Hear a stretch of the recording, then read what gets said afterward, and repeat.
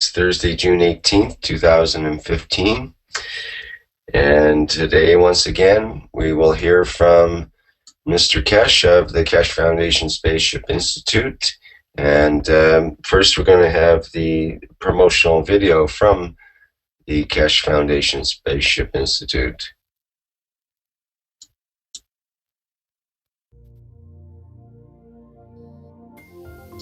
Where does humanity go from here?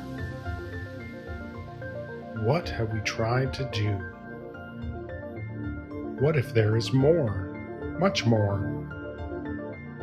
The Keshe Foundation is proud to announce a new way to bring humanity forward through technology that brings humanity in line with the natural operation of the planet and universe itself. The new science and technology discovered and developed by the nuclear engineer Moran Keshe centers upon the use and control of magnetical gravitational fields. This new body of knowledge opens the road to hundreds of potential applications, which offer solutions to most of the fundamental problems of the world, such as water, food, environmental contamination, and shortages of energy. The Keshe Foundation is proud to unveil the Keshe Foundation Spaceship Institute. Nestled amidst the beautiful shores of Bari, Italy, the Institute is poised to become a central hub in the spreading of plasma disease. The Institute will be able to provide students and staff an immersive to be the leaders of the new generation of scientists and plasma engineers. Usage of technology that is independent of the limited resources that are available on Earth.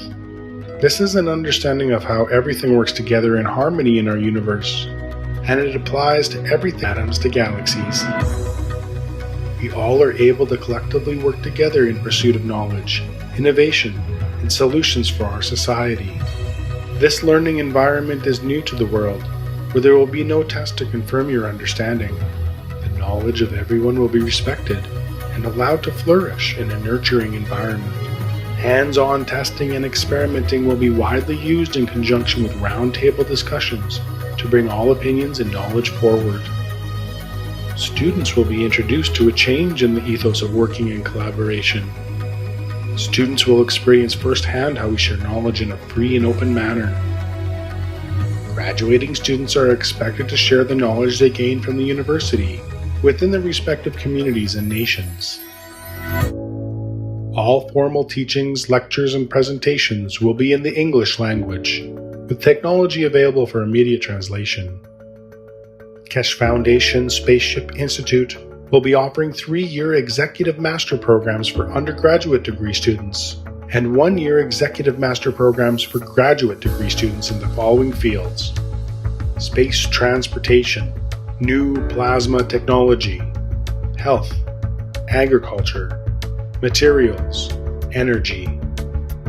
The health section is designed to make students able to live in space without the need to return to Earth. To this end, the Keshe Foundation Spaceship Institute has found processes for many diseases including ALS, cancer, coma, epilepsy, multiple sclerosis. Keshe Foundation Spaceship Institute will offer online teaching courses which will enable anyone, anywhere around the world to enroll and increase their knowledge and understanding. Students will have the opportunity to direct their work towards commercial spin-offs and seek funding through the help of the Keshe Foundation. The access to the new science and new technologies is openly available for peaceful use to the benefit of mankind to make a better world today. Now you can be part of the changing world and the new knowledge. All commercial spin-offs are intended to be open source and patent-free. This is part of the core ethos of the Keshe Foundation and the Keshe Foundation Spaceship Institute.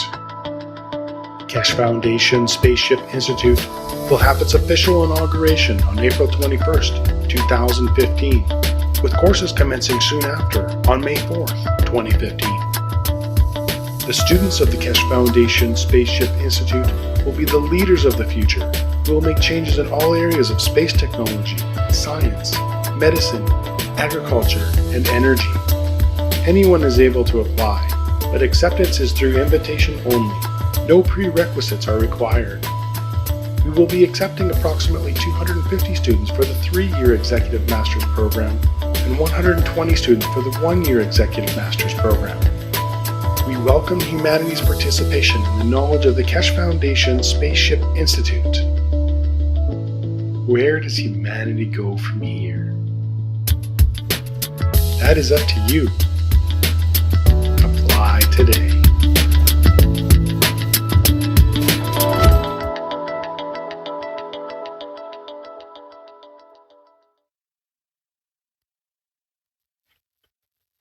Okay, that was the promotional video for the KFSSI, as it's known as. And now we'll hear from Mr. Keshe of the Keshe Foundation Spaceship Institute and see what he has for us today. Mr. Keshe, are you there?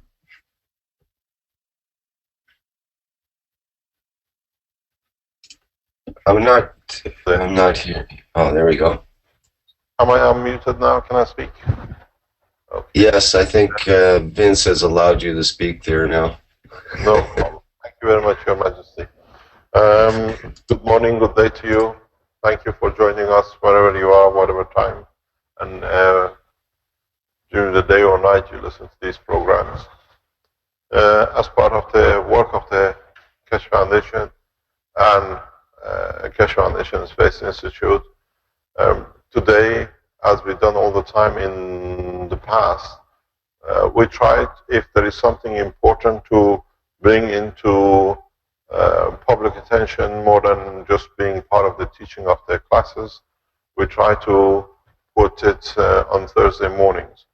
And today, I think what we are about to discuss on adding to the knowledge is important enough that it needs a whole session on its own. This is part of the structure of the Earth.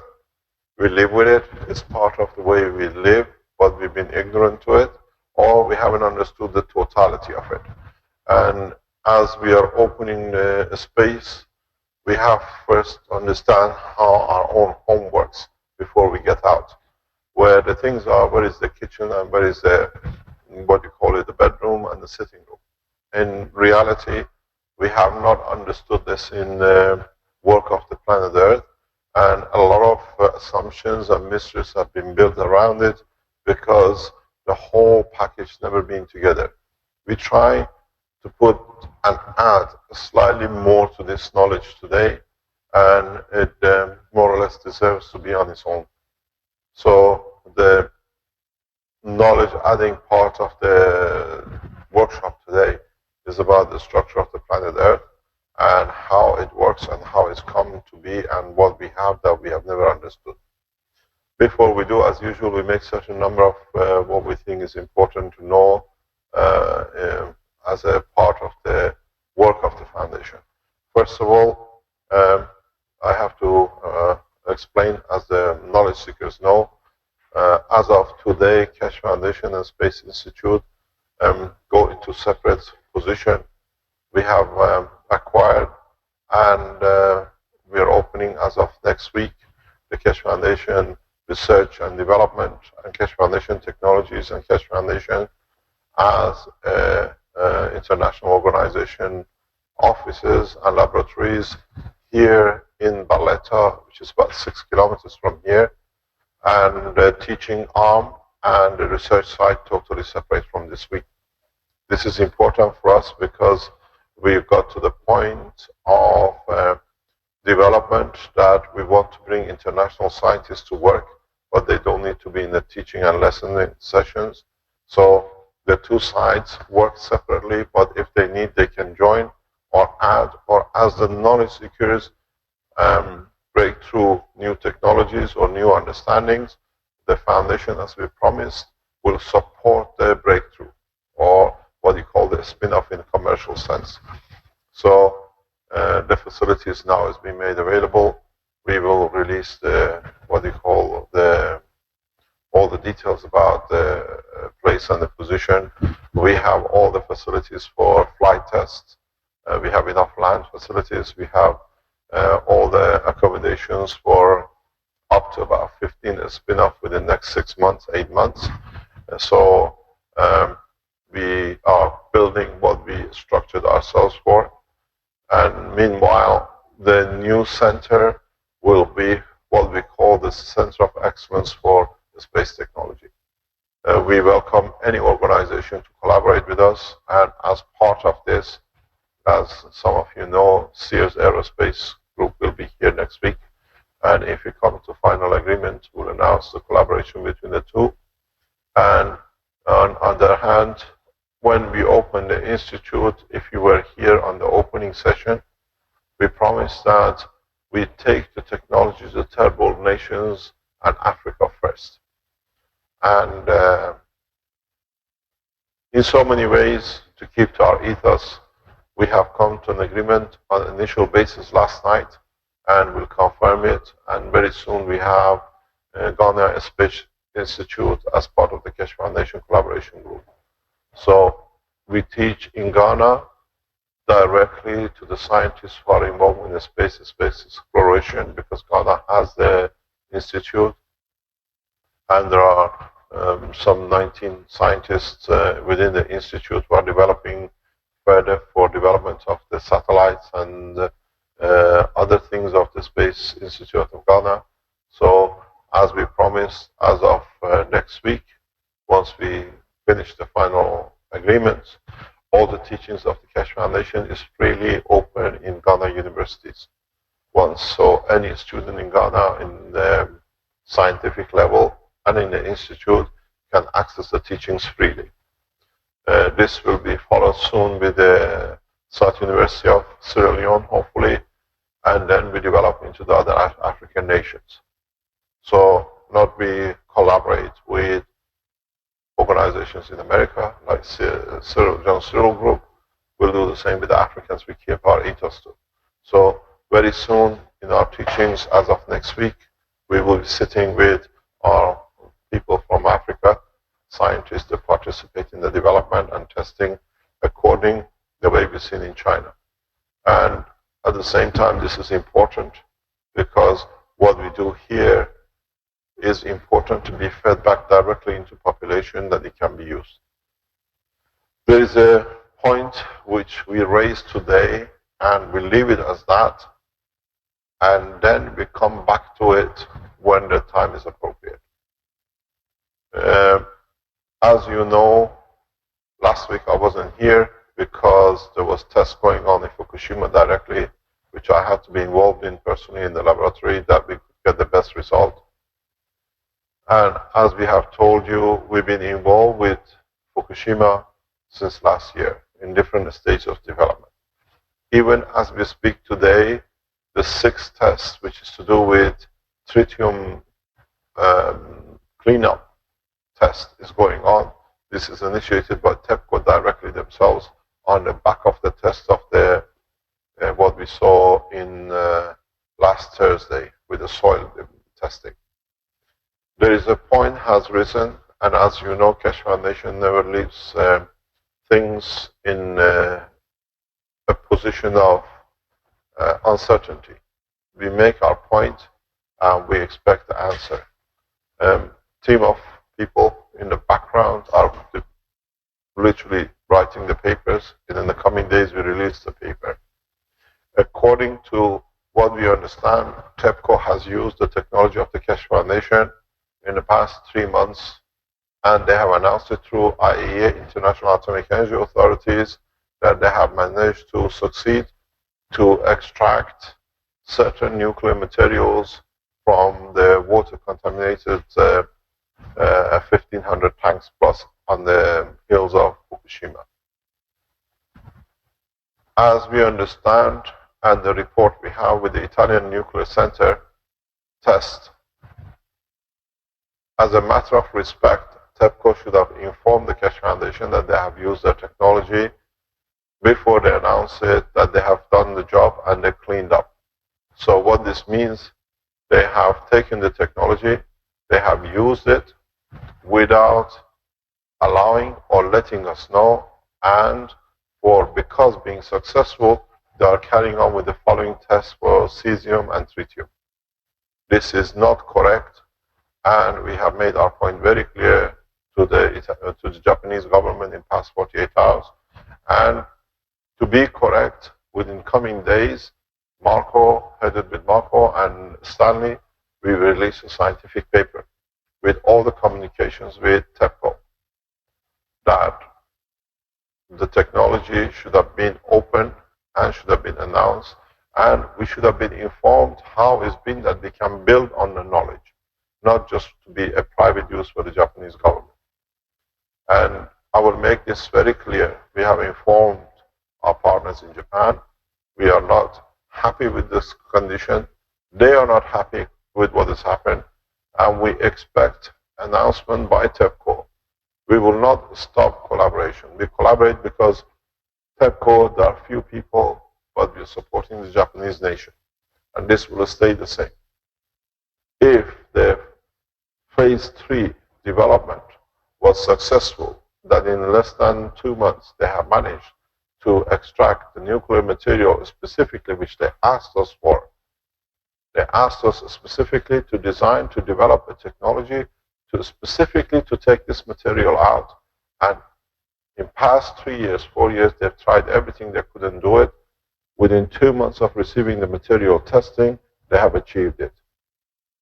This is what I call incorrect conduct, and it has to be put right if international collaboration is to go on. There is a question mark by the intermediaries between the Japanese government, TEPCO, and Keshe Foundation, that the intermediaries are withdrawing their support. So this can damage or cancel the meeting of the 1st of July, which has been arranged by the government and the Keshe Foundation. They would like to withdraw because they see it as dishonoring the name of the Japanese nation with the conduct of the TEPCO. We have asked them to stay on course until we release our documents. And then we pass the document to IAEA at the highest level. I will pass a copy of the document to my President, His Excellency Ayatollah Rouhani, to pass on to IAEA. I have direct access to the offices. We pass a copy to the Office of the Prime Minister of Japan, and we send one copy to the Director of TEPCO to clarify the position. For 3-4 years, they've been trying to extract the stratum. They could not do, specifically in emails which we released, as we did with the fraud with Mr. Stephen Hawking. We released the papers. They asked us specifically to develop a technology for extraction of a stratum. We did. We delivered all the materials, and immediately on the test, even they would not allow our people and the intermediaries to take any notes in the conference when the meeting took place. That's what they achieved. So this shows deception. And I presume this is to do with the number of people in TEPCO and not with TEPCO as a whole. But if this is the behavior of TEPCO, there is a lot to be asked from the Office of the President of TEPCO, his behavior and his position, if it's attainable. Because other scientists around the world will not collaborate with Japan if we are there totally to help a nation. We give our knowledge free, we give our technology free to world population, but the others are not so generous as us. So it means there might be, and there's a possibility of deception by TEPCO using other people's technology. And in fact, what I wrote to the intermediary, this puts a question mark on the honorability of the Japanese nation and their conduct. We'll await the result from the Office of the Prime Minister of Japan or TEPCO in respect to what the Japanese intermediary call a theft. A nation cannot steal. A nation which steals a gift is a thief by nature. So I don't think this is the application to the Japanese nation, but as we said, we will not stop the process. We're still planning, we're still developing. We are getting prepared for accepting the scientists from TEPCO here at the Keshe Foundation to further develop facilities for extraction of the rest of the residual material. I thank Marco and Stanley and Elia for bringing the paper together. It's been done very rapid way. And to support us, we release every single email communication, every secure lines communication in public line to defend our position that Knowledge has to be free and has to be pointed to where it came from. And I thank you very much, and I thank our collaborators and partners in Japan who were appointed by the Office of the Prime Minister to negotiate between the two sides. And since the past 48 hours, 72 hours, by release of this information by TEPCO has tainted the relationship between their partners in Japan and Japanese government. On the other hand, we will make the second workshop of the health, which was released this week, to do with the development of the medical application and tools and the reactors in public. This is very important, first of all, to safeguard a number of the Keshe Foundation supporters in Belgium, because they've been threatened by Mr. Delannoy, the chief of police of Kortrijk, with all sorts of things that he could get access to destroy evidence against his own criminal actions. So we deliberately did open the containers, not only to teach, but show what he's using to make threats, to put certain lives in danger. As a policeman, he has to be withdrawn from the office of the police of the Kortrijk till his criminal investigation by international police is finalized. He is using his position, not Belgium's knowing, to access information to destroy it against himself, not to self-discriminate. And this is the false use of the police power. And the same thing goes with the prosecutor of Kortrijk, who's supporting him as part of the structure of the Kingdom of Belgium, with the ex-King of Belgium as head. So we make our point very clear in respect to our international conditions. On the other hand, in the coming days, we will release further new technologies. These are technologies which I've kept, as we say, in the back pocket for years, which will change the whole process of the structure of the work of the foundation teaching. The same way as I opened the medical application, I've been trying to teach in a very rapid way different aspects of the technology and understanding. To be able to understand the totality, you have to understand the work of the foundation of the work. One of the problems with us has been we have not understood the totality of the work of our own home. What does this mean? This means that in the coming times of past centuries and thousands of years, as we have added to our knowledge, we have not in totality understood the work. So what we've done, we have made a lot of guesses. Part of this guess has been the operation and the interaction of what we call the source of the plasma of our solar system, the sun, and the working of our planet. In so many ways, I put the sun in a very small size because we consider it to be in a distance, but we try to look at the structure of the home. The home to us is Earth, is in totality. It cannot work, we cannot live if we do not consider it in one piece. You cannot have a home if you don't have a roof. You cannot have a home if you don't have a basement. So a home is totality of one's place of existence. So if we get the sun and we consider our Earth as our home, as a human race, we have not understood the work in this position, in this interaction, in this composition as totality of the part of the solar system. We are a speck of dust in a vacuum of universe, but still it's home. It's where we live. It's where we feel comfortable. We try to understand. But scientists and other people over centuries and thousands of years have added bits and bits of information to allow us how to be able to live, but understand how we live. It's like having a home. You have a plumber who understands about the plumbing. You have a roofer. You have a guy who tells you how to put the roof together. You have a guy who does the bricklaying. Our scientists have been like the roofers and the plumbers. Each one has tried to add something in. You have, God knows, the Italian delegation is skipping in. Good morning. You're welcome. Next time, don't forget the credit card should be on the table. Yeah. So we are trying to add to the knowledge in the correct way. As I said, as we have good plumbers and bad plumbers, we have a good roofers and bad roofers. We have had good scientists and bad scientists. Scientists who did some work to support, and some people who guessed, and their guess had to be supported backwards. So part of the guessing, you got what you wanted. Thank you very much. Without caustic, Armand is dead. There is no, Armand and caustic go together, hand in hand. So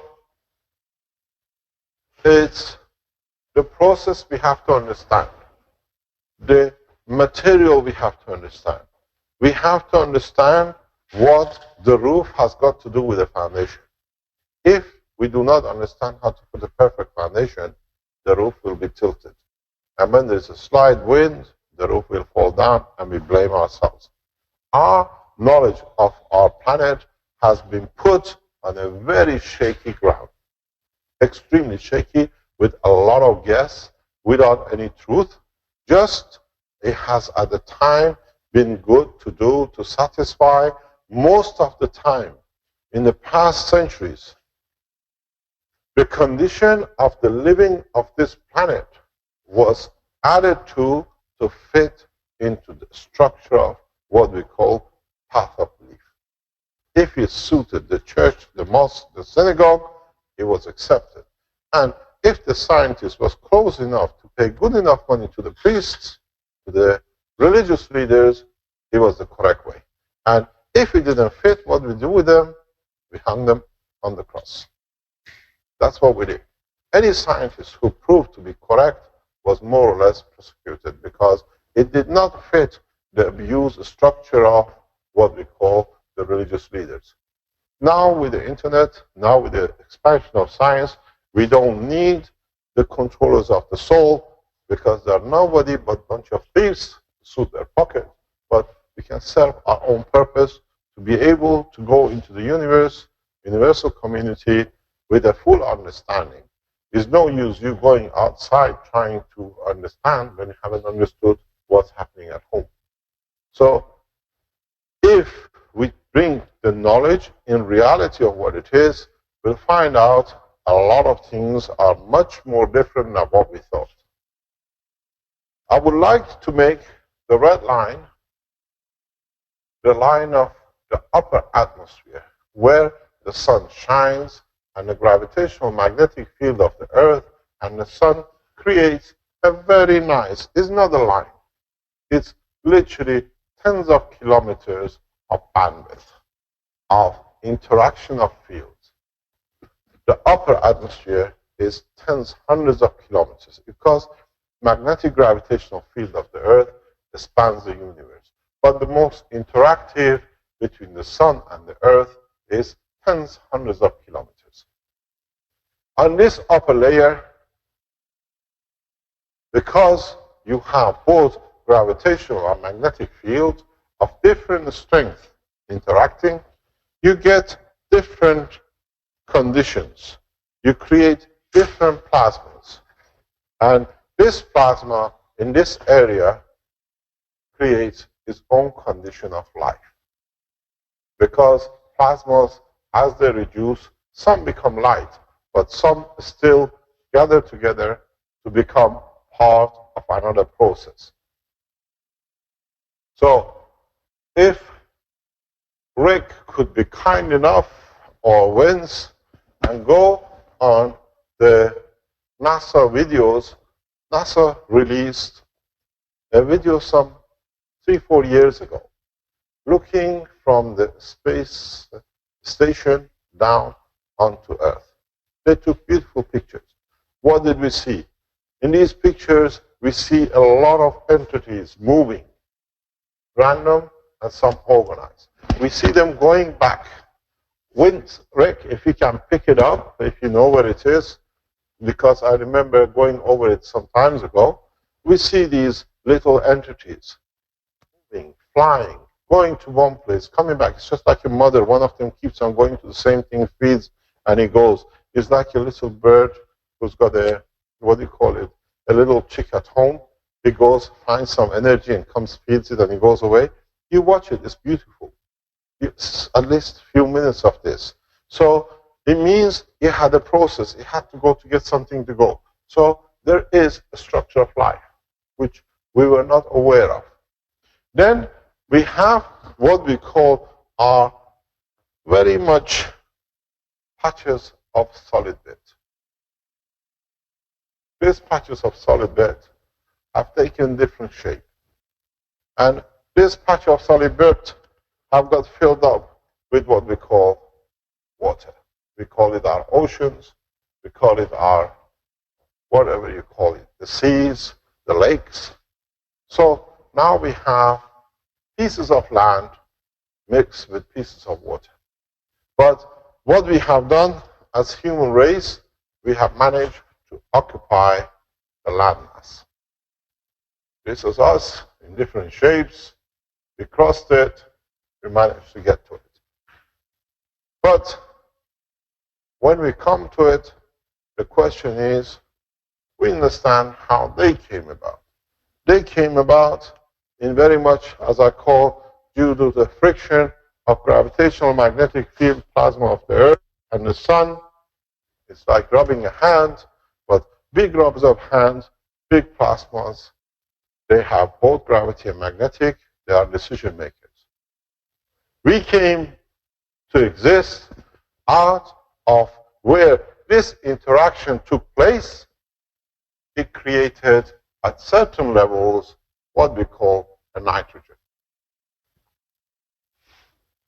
Nitrogen in a gaseous state, in a plasmatic gaseous state, not nitrogen in a matter state the way we feel it as a gas.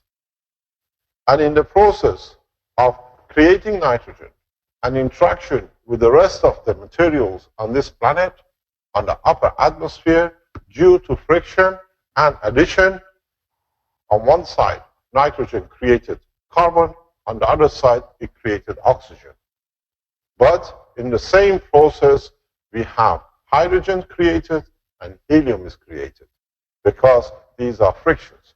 And as part of the same process, we have what we call the light.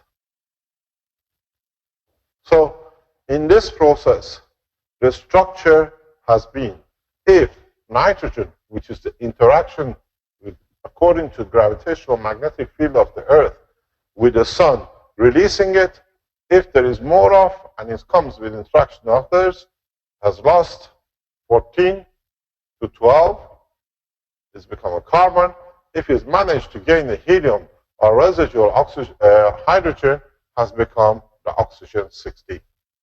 So nitrogen is a balancer, is the creator of either side. When the nitrogen and the carbon and hydrogen as gases on the upper level come together in the right order, they make what we call the amino acid of the man, the essence of the creation from the gas environment of this plasma of Earth. So what we call it, Mr. Cohen appears. But Mr. Cohen replicates. But he has not got tangibility of physicality, because it only involves the gas part, not the matter part of this entity. When the gas part come in touch with the matter part, or some of the hydrogen and oxygen mix in a different way according to the condition, they created what we see as the water. So when the gas is converted in to molecularity of the plasma, they became liquid, we see it as the waters of this planet. The waters of this planet come from the interaction of upper atmosphere, nothing to do with the Earth itself. Then, in this process, as the waters flew over the land contains all sorts of things.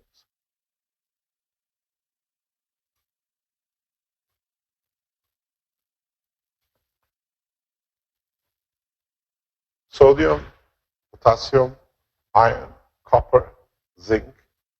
And in one part, when the process started, let's say if this was the lake in Africa, where all these amino acids and the waters with the right combination came together, one of the first interactions was that when the water, the amino acid, and iron came together, they created the first, what we call hemoglobin, or first essence of life. Then, as different materials added to it, like copper, he created structure, muscles. As zinc and potassium joined in, he brought emotion and he brought intellect that you could distinguish, you could recognize. So in time, the man came out of the water, or where the fish was established, because we all, doesn't matter what animal we are, we all came from there. And this is one of the reasons, as I always say, scientists say we are 99%, 0.5, 99.9, or whatever, the same as a monkey or a mouse or a pig, because we all came from the gaseous in interaction with the matter structure of the planet. So now you have become existing. You do exist. And don't forget, as part of the heat which is created, some of these materials evaporate into the atmosphere too. So you have copper, you have iron in the atomic structure in upper layers. Plus what it arrives, oh yes, the video is there. If you can see it, there are little friends which are moving in the background. If you stop that video for a while, please, that we can go with the teaching, we go back to that. Thank you very much. So I noticed everybody's looking at the board, so I knew something is happening behind it. It wasn't Giovanni, he was already arrived, so it must have been something else. So now what happens? You have the structure, but the solid area of this landmass has come in so many ways over cooling of the center outwards. So you have a center in the planet. And when it has cooled down enough by the temperature according to the structure of its position of the Earth in the, what you call, atmosphere of the plasma of the solar system, these land masses have split, cut themselves into pieces, and this is what they call different continents. So now what we see is separation of continents due to the mass and motion of what we call here the lava, the hotter molten material within the structure. So you have what I call your inner core, the Caroline core, whatever, but then you have the lava. In the process of creation of the amino acid, the interaction of the amino acid with the salts, with everything else, this creature, or when the amino acid touches the salt and the metal floating in the water, leads to the creation of life, which is totally water dependent, or what we call different kind of fishes. If you manage to become a land mass animal, you became what I call vertical walkers, horizontal walkers, anything you like. But if you landed as an amino acid in interaction with other elements of the matter state, you end up with different kind of fishes because you still carry all the amino acids and everything else.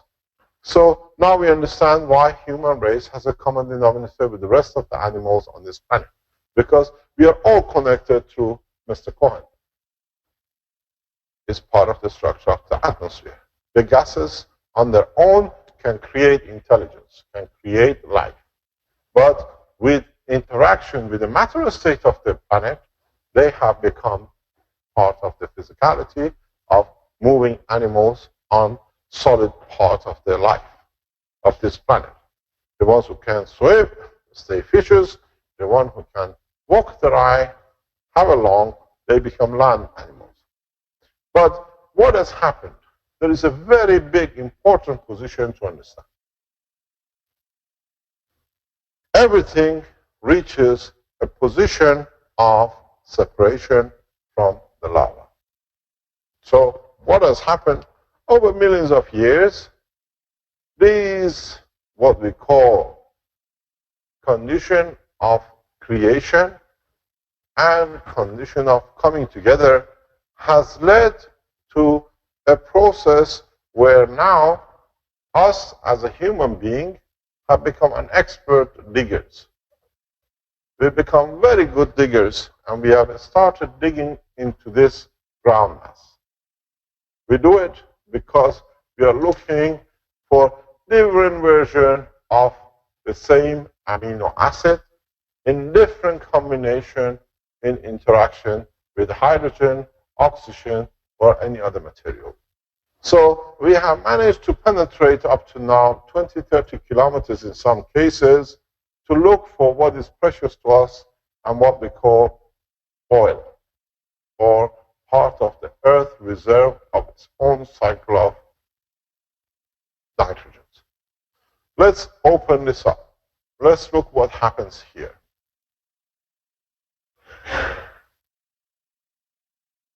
Or even let's look at the fish. What happens here?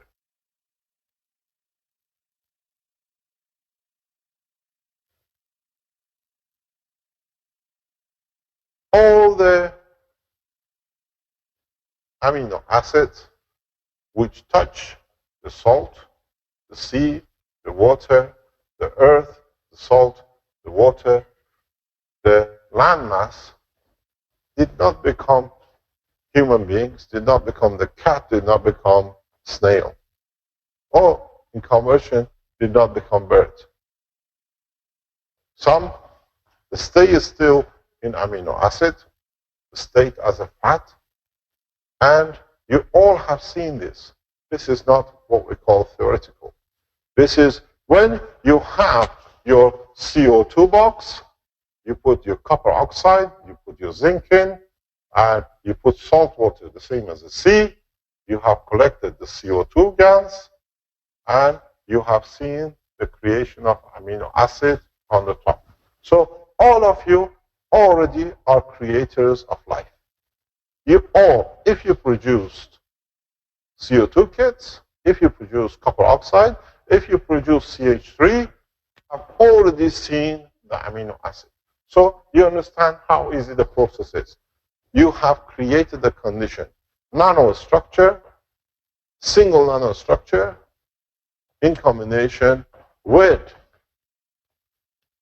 the amino acid from the air. All of you who've done it, you've seen the red blood, which was interaction with the iron. So you have started understanding the process of life. So what has happened? Not all of these amino acids, which billions of tons of it is continuously in touch with the salt and the water, becomes animal. Some gets absorbed, and the rest, in floating, do sink to the bottom. So Mr. Cohen goes very far. I put Mr. Cohen in red. So now we see him everywhere, in man, in fish, and as we have explained and you have seen, when you come to the state of being, you are not molecular entity in a matter state. You share gravitational magnetic field and you become a gas. You become a gas in a nanostate interaction, which is only you become plasmas of material, which is one is oxygen, carbon, and nitrogen. So we see as one plasma. And this is what we call a gas. And when you come to this state, you are independent of temperature and pressure, environmental pressure and temperature, because they are themselves magnetic field entities, get absorbed or get added to by the plasma of the gas. So the gas, instead of in its matter state, is temperature and pressure dependent. So you can live in a cold water, you can live in a hot water, you can live on the top, and in the recent past, we've seen scientists drilling in the deep wells find life. In the deepest part of the ocean, at the hottest volcanic positions on the bottom of the sea, we see life, which is surprising for them, and we see life in the oil wells in the deepest part of the earth. Because these are the same amino acids. Oil is an amino acid. Life at the bottom of the sea is amino acid. These are the animals, the proteins, which manage to not to become life on the upper layers, but they manage to seep to the bottom. But they still carry Mr. Cohen with them because they are there. They are temperature and pressure independent. So what has happened at this point? They managed to get through washing, rain, or whatever, seep through the gaps, and where there was a physical barrier, they've been collected. This is the physical barrier. We call them oil wells. We dig into them. They are water wells. But what about if there was no barriers, no solid point? What happened to Mr. Cohen? Mr. Cohen has managed, and he goes till somewhere he finds a barrier. No barrier. What does it do with it? It lands in the lava.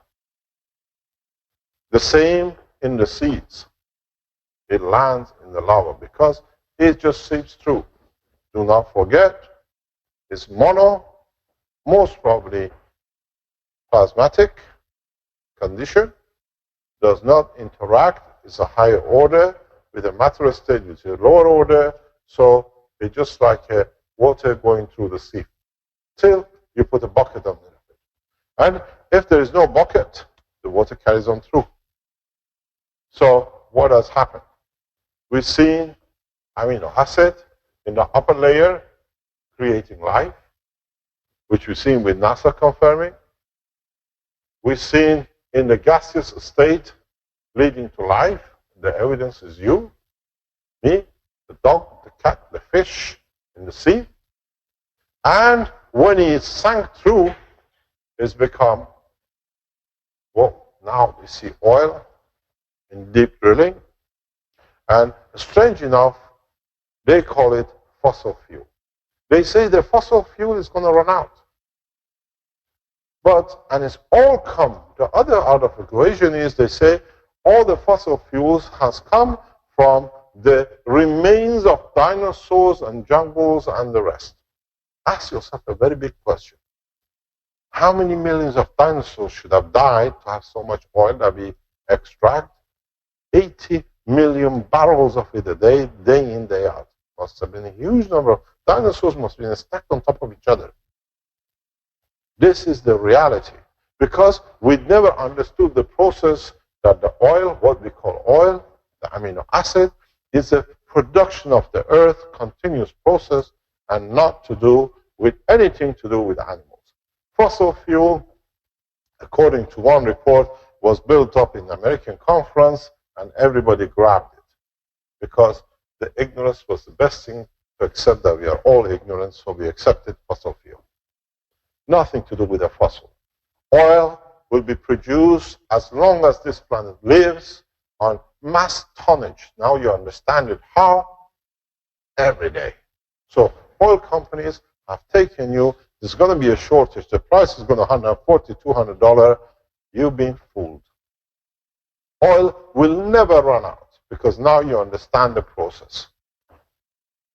I can tell you there will be no oil tomorrow and I charge you $300, but you give me a bucket, salt, and copper oxide, I create you as much oil as you want at zero cost. You can produce oil at home today.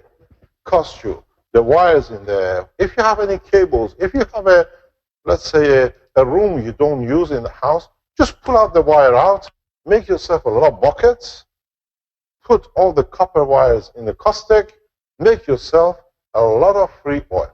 You don't need to pay no oil company. And the beauty of it is, you don't need to refine it because it's pure. It's absolutely pure oil. You can even dictate what mixture you want. A diesel mixture, you want a unleaded mixture. Because now you dictate what you absorb. So those who are paying millions of dollars a day for oil refining, I'm sorry to say, as my ex-president Ahmadinejad said, His Excellency, we are an oil nation. We know soon the truth will come out. We don't need it, so let's develop the space technology. That's why I went to Iran. Even the oil nations at the highest level know this is a big scam. Now, all of you can produce, but there's going to be a problem. The way in America they tell you if you collect water, it's a criminal offense now. You can have as much. If you have more than a cup of water in your hand, you're a criminal according to some states now. Because even if you hold water in the bathroom too long that you don't use it, belongs to the nation, to the government, they pay taxes on. So soon, now that you know how to make oil at home, and we've seen it, the Chinese in the last workshop, they brought the oil from the top, added to the other components to create what you wanted as food. So this hypocrisy of fossil fuel sold for 50 years, the time is over. So we show how the hypocrisy has taken hold. And if I said before, the religious people have had a lot firing the oil of fire of this price war because it suits them better than anybody else, because they get a good contribution out of it. Because, for example, I said to you before in the teachings, years ago, when the British came to Iran, they said this is a filthy thing, we take it away and you don't need it. So they took millions of gallons of oil out of Ahvaz and Abadan as a dirty thing, and now we know that dirty thing is they've stolen millions from Iranian assets. That's British Petroleum. Thieves by nature, thieves by name. So what do? They have fooled us, and they pay the religious people to support that it's a dirty material. So the two sides of criminals work together. What happens now? The amino acid has sank in the right temperature, in the right condition. Instead of being human being, has become oil, you use it. The rest has escaped through. A new condition, a new environment, what we call the lava.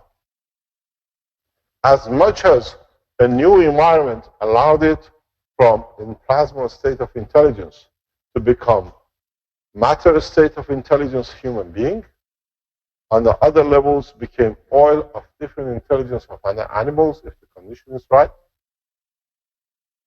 When the same amino acid reaches lava, the right condition, the right position, it leads to what is the biggest fear of man, another style of life. Life in lava. This exists. This is part of the structure of our life. We have ignored it because we don't see it, but life exists. The same as does on the sea, the same as does on the deep seas at hottest point, in the oil wells, on Earth, in the air, and above us. So we are part of the structure of a stacking energy matter food level. So, but if you look at the higher level, life has taken shape without tangibility, but confirmation of existence using very low or balanced gravitational magnetic field. In this environment, life takes different position. Very strong gravitational magnetic field of the Earth, very strong magrav, both magnetically and gravitationally being near the core, similar but very powerful. Here we are on the balance point. Here we are at extreme strength. Possibility of life, 100%. Intelligence, much more intelligent than man. Much more. Without a doubt, we are one of the most stupid creatures of this planet, and we consider ourselves as one of the most intelligent. Because this way, our ignorance satisfies our ego. So, if amino acid managed to get to lava, and in the quantities of millions of tons a day, the way they came together and made fish, the way they came together and made man, they come together and make life. A life which can live, has intelligence, and does exist within the structure of the lava. Some escape because there was not enough to friendly to become friend. So you create life even in what you call the Caroline core, the inner core, the outer core, wherever this continuous conversion of energy of the plasma of the sun and the earth over billions of years have not managed to structure themselves. Somewhere they structure themselves, so life exists even in the center core of the planet, according to the strength of the gravitational magnetic field of the environment. If the temperature and the pressure is right, and it's not over 100 degrees, matter state, human being, you go over 100, you burn, you become gases back into the same process. We go deeper, oil, if you give it different condition, you bring it into different atmospheric condition, it burns because of its condition. The same process. If we go up, we say the same. The lower we go, the same. So there is one thing man has to accept. If you understand the truth, the way it's explained, and it's the reality which you see every day, we have never been alone. We have always been in the family of planet Earth without or partially knowing some of our neighbors. We are as much a cousin to the fish than the guy at the bottom, because we all come from the same environment, and we all created by the gravitational magnetic field of the Earth in interaction with the plasma of the sun. So life is not exclusivity and intelligence. The ignorant intelligence has one exclusivity, and that's man's. And there's no other. Man is the only ignorant intelligence which has decided to cocoon himself in the nest of ignorance. But the process goes on. The process never stops.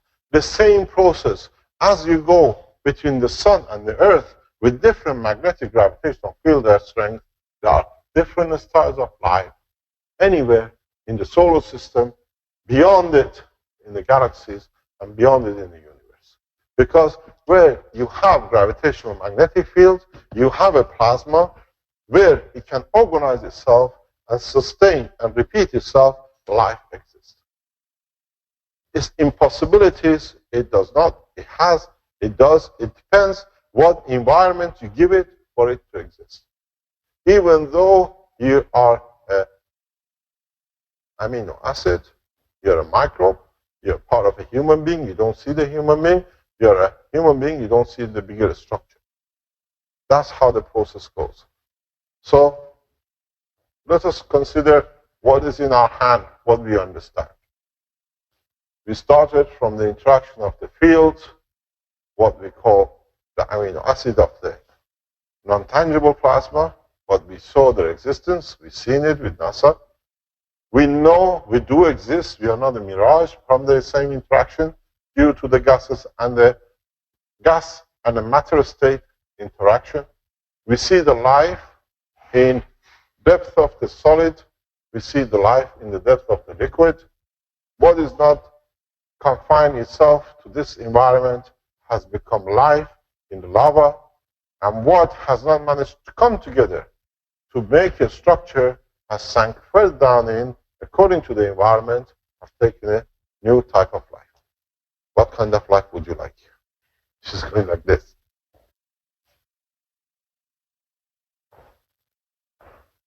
So,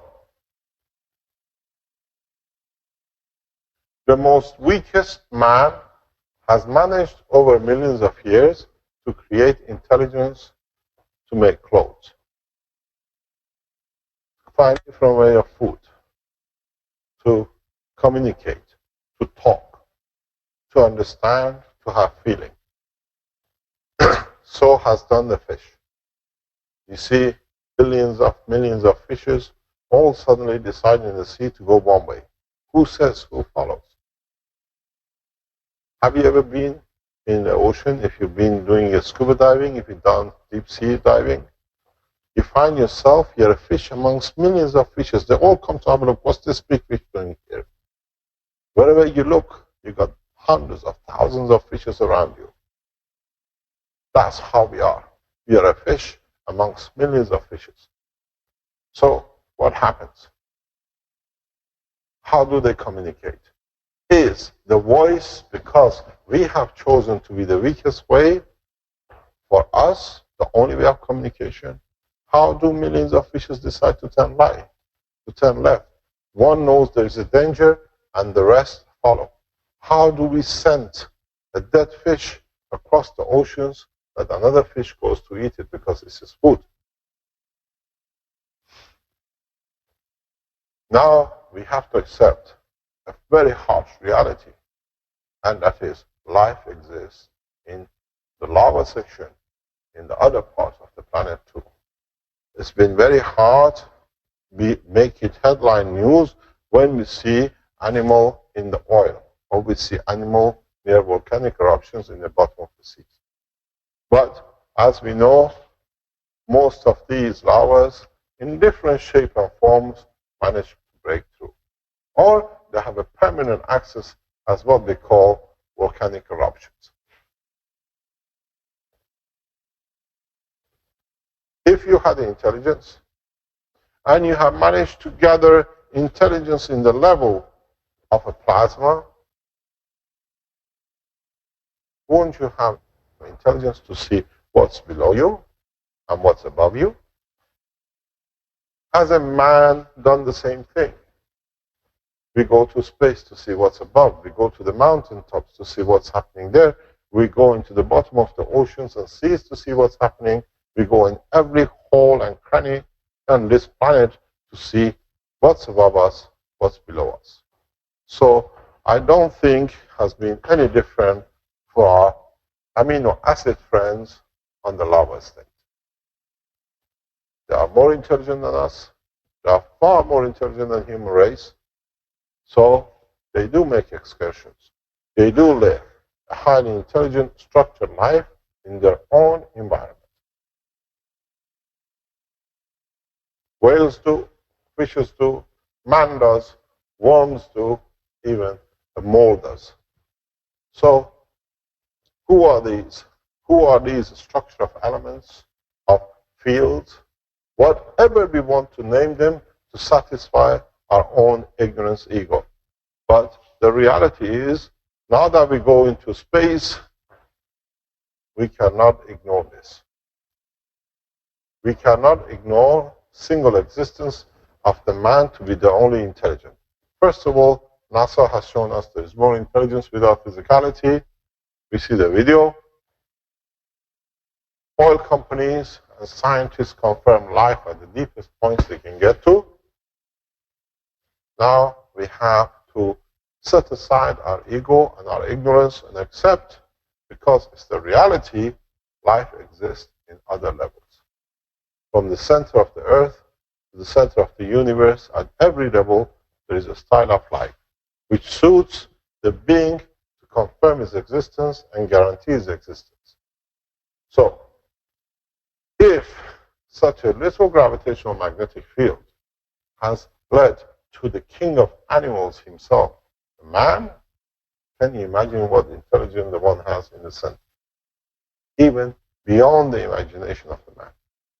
It can divide faster, it can stand higher strength, so it works in a higher dimension magnetic field strength, and if he has that much intelligence and he knows where is the door of the house, you think he has never been out? He has never paid a visit to see what's happening on the roof?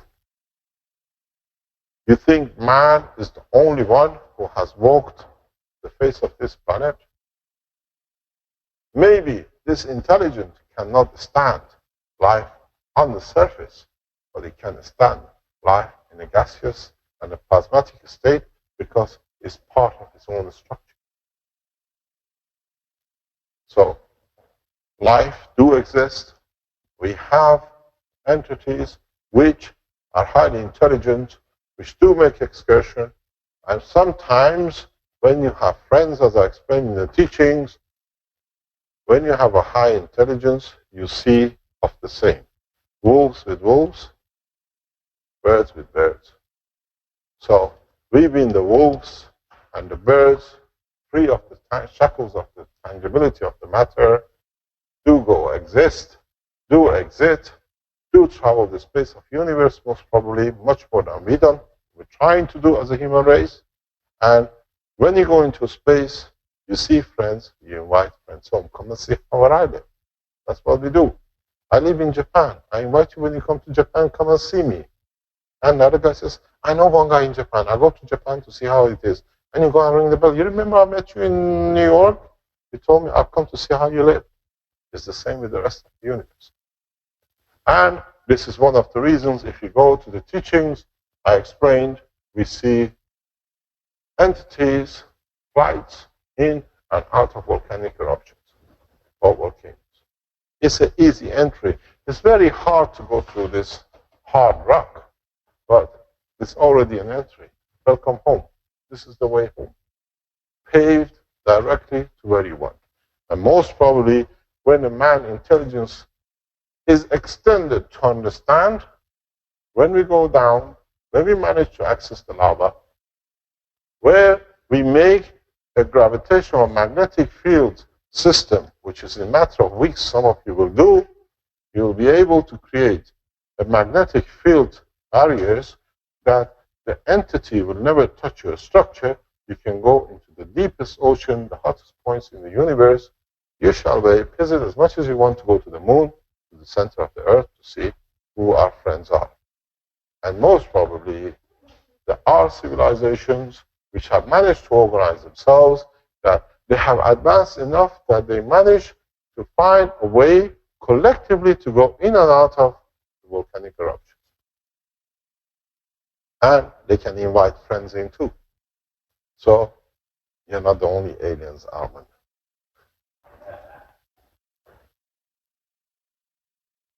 Now we understand, once we put the limitation and the shackles of our own ignorance away, the life in the universe is absolutely beautiful. You go to a zoo to see a lion. How many times do you think these guys have come to see the real true lion of this planet, the man? Tears, destroys, and calls himself the most intelligent out of his own ignorance. How much do you think when they invite friends, you say, do you want to go to the zoo to see the animals? They eat each other and kill each other. Let's go. Middle East. There they know exactly where to go. Now is Syria. Tomorrow is somewhere else. They never stop eating each other. The funniest thing is, when the animals eat, they're hungry, they kill another animal. They start kill and drop and they go. So it must be very much of them. It's a habit of wasting of life and everything else, which is habit of the man. How many times do you think we've been laughed at? And they have people who tell them and they believe what they are told. You've been a bunch of robots controlled by a bunch of idiots called world leaders. Because to satisfy their own meager ego, to be able to prove they are somebody and they're actually nothing. 7 billion population of this planet is not even a speck of dust, not even counts as anything existing in the world of universe. This is what I said. You want to bring world peace, you show how little the guy is. He thinks his arrow is very strong, but he doesn't know there are guns and bullets. This is how British controlled Africa. They made the skirmishes. Africans only had was an arrow if they can throw it as much as, and that time British had little guns which goes another 20 meters further, and they thought they were very powerful. And they slaved the nation. They slaved the continent just because of that. And in fact, our intelligence is nothing more. And the most advanced tools we have is nothing even the arrow is a stone age in the world of universe knowledge. It's not even a stone age. We just found something we don't know what to do with it. We call it nuclear bombs. We call it God knows whatever we like. So, to make something clear, you're a bunch of idiots been killing each other for nothing, for thousands of years. For what? Just to be in a gas which is converted by accident and has become a race which continuously kills and does nothing but destroying the soul. Two choices. Do we destroy this planet for the idiocy of a few, or do we do something else? We change all the idiots and we keep the planet clean. I say, get rid of the idiots. Very easy. You don't need to kill. Because if we kill, we are back the same as a human. But the humans have a little piece of thing which controls with the plasma. We all know how to control that little midget. We can create this. But the problem is, it's in their gene, it's in their DNA. The next one born will do the same. So man only does things if it's become his habit by nature, which is written in RNA. We have to make one thing very clear for world peace. Make man to literally vomit, to die when he smells blood. It's very easy. I can make you to get sick of the sight of blood. A lot of women do when it comes to their menstruation. They go sick. So, we know the process. No man will kill a single animal.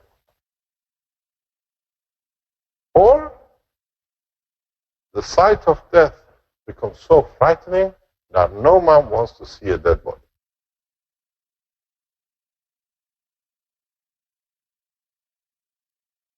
Which one is easier? I say we go for the blood, because the scent goes miles away. If it's a physicality, you come and see it close. If we produce a system, now you have the knowledge. These are not theories anymore. You have managed to bring the gases from the universe and convert them into amino acids at your will. You have managed to create gases which gives life to humanity and to the plants. You create a CO2 which gives life to the vertical animals, we call it plants. So why not add a little bit to it, and I can tell you exactly what it is, and make man to hate the smell of blood. You will not eat another animal. You will not eat and kill another person. Life becomes so miserable that You try everything to be perfect. You don't harm nobody. The peace becomes at home because then you have to be at peace that you don't step on nobody.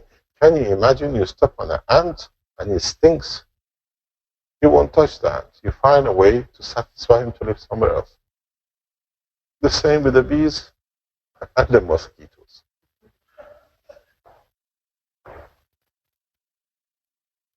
Is this a solution?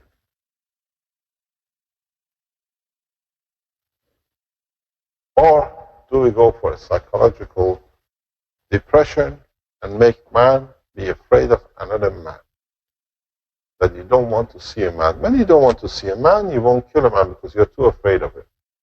And if you make man timid through what we call, as you've seen, the structure of the soul, it'll be very effective. But then man in the universe becomes subordinate, and it's not correct.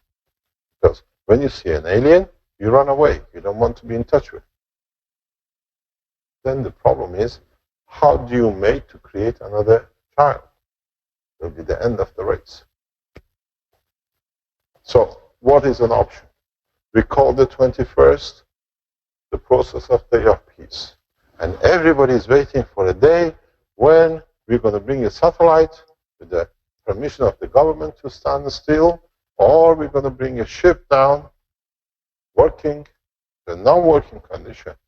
What about the easiest way? Thousands of you, I'll give you the code, make what you're made of, horrible thing to see and smell. Blood. But the problem is if you cut yourself, you die too, because the smell of it will kill you. Maybe that's the best way. You don't ever carry a knife. Because now you saw something last week which you could not believe, and the most beautiful people in China, they showed us. They put a melon on top of the water, they put the amino acid, the copper oxide next to it, and the water taste, smell of watermelon. Would you like that to be done to your psychological point in your brain? You all rely on drinking water, you all carry the amino acid, and the container is the atmosphere of this planet. You're so vulnerable to be destroyed, you don't even imagine how vulnerable human race is for abuse. The king of animals is actually so busy that he doesn't see it, it can get stumbled on. And with the grace of God, up to now, others haven't interfered with this animal to stop this man. A king, a president, a farmer, a man in the back of Africa, you carry the amino acid, and we know your CO2, and you live in the moisture of this planet. What would like me to get you to smell? Watermelon, roses, or blood? That you can't even breathe the air of this atmosphere of this planet.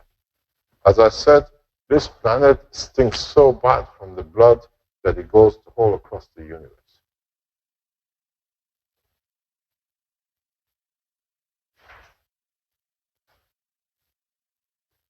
Oh, that's nothing to do. This is to do with this computer. The transmission on the live stream does not stop.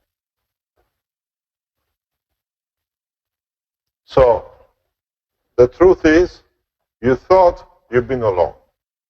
You've never been alone. You thought you're the king of creation. In fact, you're one of the bottom rank because you materialized. Now you're in a lower state of matter than anything else. Understanding that the plasma starts from the strongest, and as it becomes weakest, it becomes matter state. You're somewhere here. These guys are somewhere here, and these guys are somewhere here. Both in the strength and intelligence. So, what would you like? I give you a choice. It takes me less than 1 minute. Go to the lab and make every man on this planet to vomit with the smell of blood. Because go on your meters, call your, what do you call it, weather stations. They tell you today temperature is 20 and humidity 60%. I got my cup. Water. Humidity 60%. What would you like me to add on the top? The smell of hate, the smell of peace, or rotten blood, rotten egg? You taste it. I know how to do it. Because don't forget the law of physics. Law of physics, you physicists say the gas takes the shape of its container. I give you order, which is a gas in a crystal structure. I can make you stink anywhere on this planet.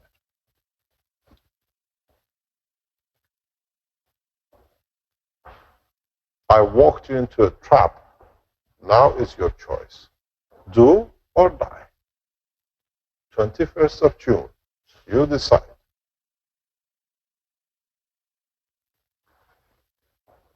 I've got you by such a string that you lot don't know when I pull, you're all finished with one thing. Not with life, but with behavior. We will not touch life. Life is sacrosanct. But animal behavior can be adjusted. But the problem is, once I take the watermelon away, you lot go back to the same stupid habit.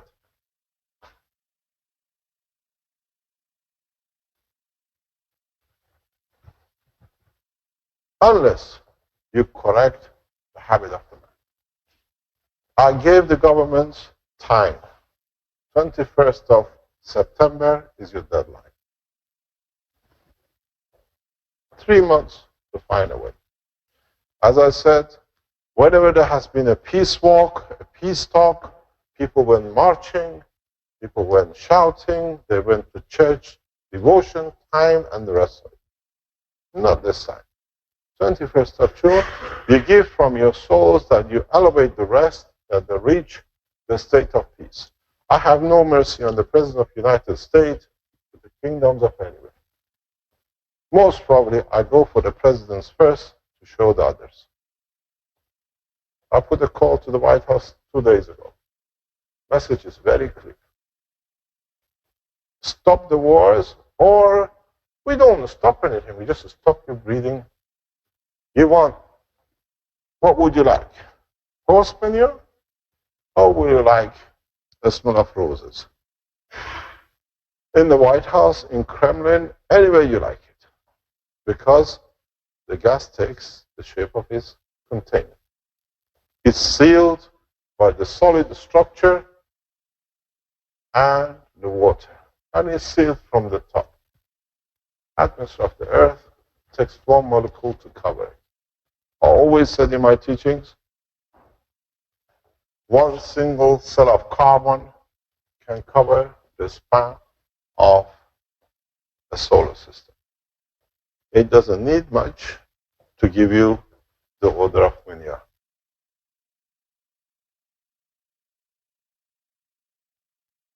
Do it naturally, we support. Don't listen, we enforce.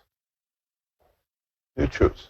Because if I touch your soul through your emotional part, and the American intelligence guys who came to the Sansano, they know exactly what I talk. The guy stands in one corner and says, there's not much noise. He walks 2 meters aside, it's just so noisy. If I can do that, I can reach your soul the same. It's not we are going to build systems, we already possess the systems. So, I give a direct call to the White House. Your Excellency President Obama, Your Excellency President Putin, move or I make you to move toward world peace. Very simple. And I tell you one thing, there is a second one in line if anything happens to me. So, my demise will not help you. It just brings it up automatically. So, now you see what I teach this today. It's the reality to understand how simply we can reach the whole lot of bunch of murderers called human race once it's given the opportunity. So it has to be changed in essence. In the amino acid, in the conduct, in understanding the reason there is no need to destroy, because now you have enough knowledge to have whatever you like. I make the Queen of England to clean floors, if that need be, to show there is no need for kingship and queenship. The same goes to Vatican, and the same goes to the Islamic leaders. Come to arrangement for a peace, or you will find out you have no choice but to serve and clean floors. So, you understand the totality. What is the next step?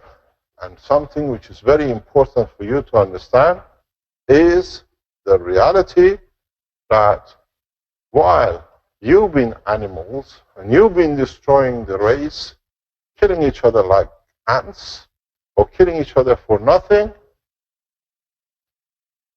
the man of space have been on this planet. The man of space have seen the dignity of other lives and intelligence on this planet. You think they have abandoned the man because of some idiots?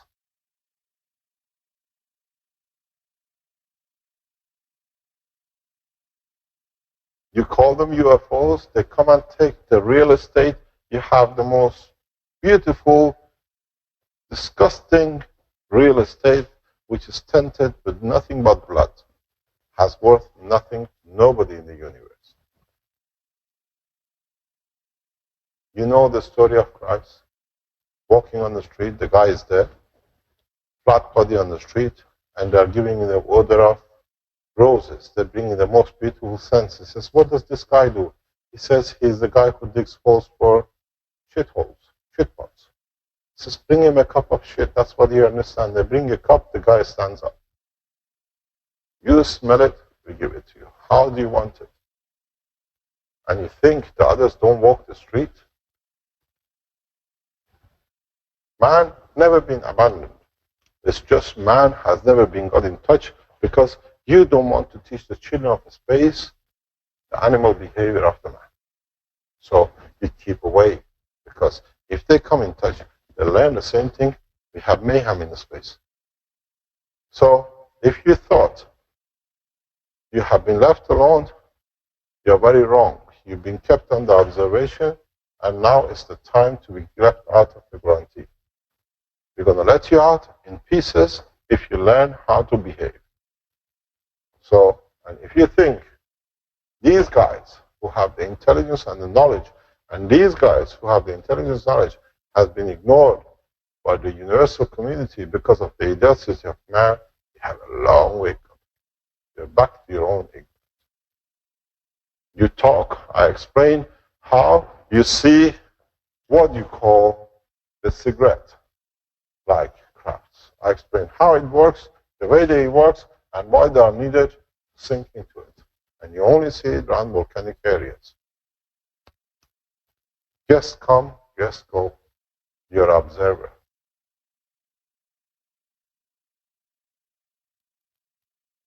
You've been ignorant observer, now we open the door. The whole knowledge is given, the whole support system is given, the whole structure to keep the lifestyle the same is given. It's you who's got the choice. And your deadline sits from this Sunday. The time clicks for 90 days, and after that, breathing will be very difficult for the men who choose the path of killing. Don't forget, as a human race, there is a very big weakness in the structure. I taught you everything from the health to the food to the energy to motion. You have the blood, you have the neurosystem, and you have a lymph. And when the right things comes in the right combination, becomes the cell of your heart, the cell of your brain, the cell of your toe, with emotion.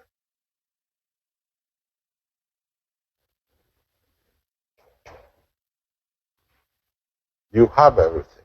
I just need to send enough through the emotion side for you.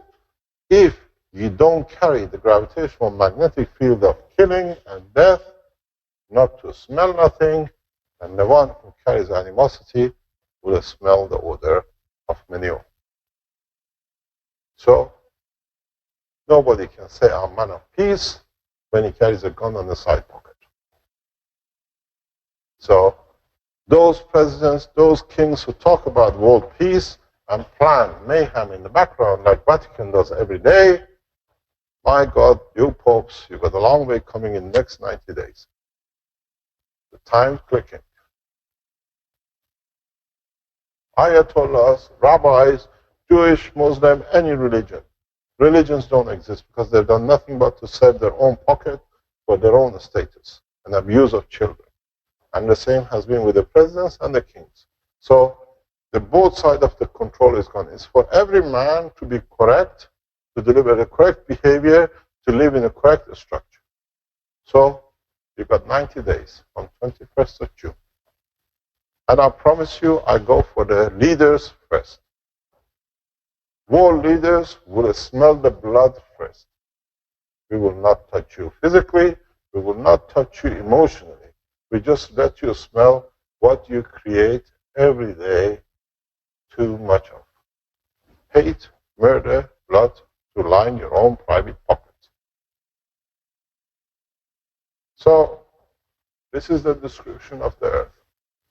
Life exists in every structure depending on what element you add different aspects to it. Hemoglobin, the structure of the muscle, the structure of the brain, material to be able to convert sexuality and behavior. You are nothing but a bunch of coincidences, same materials coming together.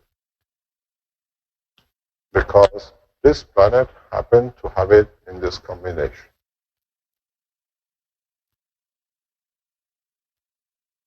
The physicality has given time for the solid state to interact with the gases. And it's led to the most horrendous thing ever seen in the universe, in the shape of two-legged creature which does nothing but destruction. So, you choose, we deliver. And the good point is now, the Chinese know how to give you the smell of melon. Be careful they don't make a mistake and put manure in there.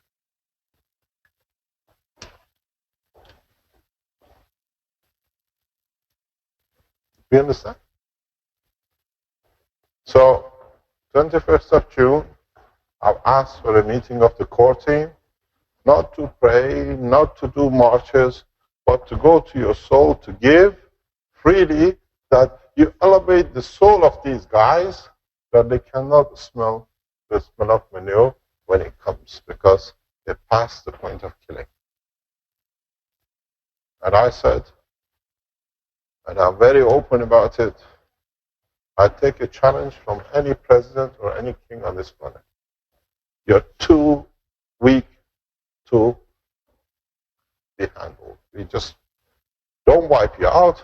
We just give you so much love that you don't smell the manure anymore. And when you don't smell the manure, you don't order any wars and you won't smell any blood. Maybe they come and volunteer to be first. They've got 90 days.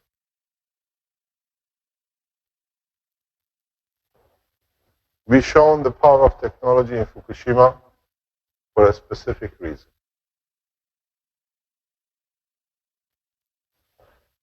We have shown the correct conduct with sharing knowledge openly, because knowledge of universe is free for every being in the universe.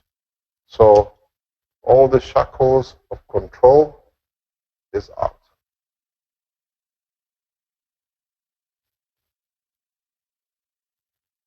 The process is very simple.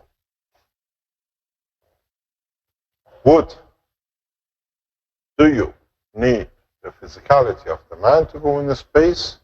Now you've taken the habit of killing out of, and you carry the soul of the man into space.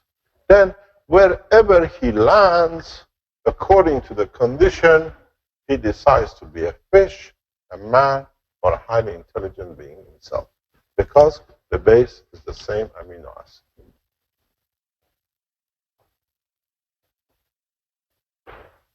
And if you need a spaceship to go, it means you haven't developed to understand the full structure, as I said, of the use of the soul of the man.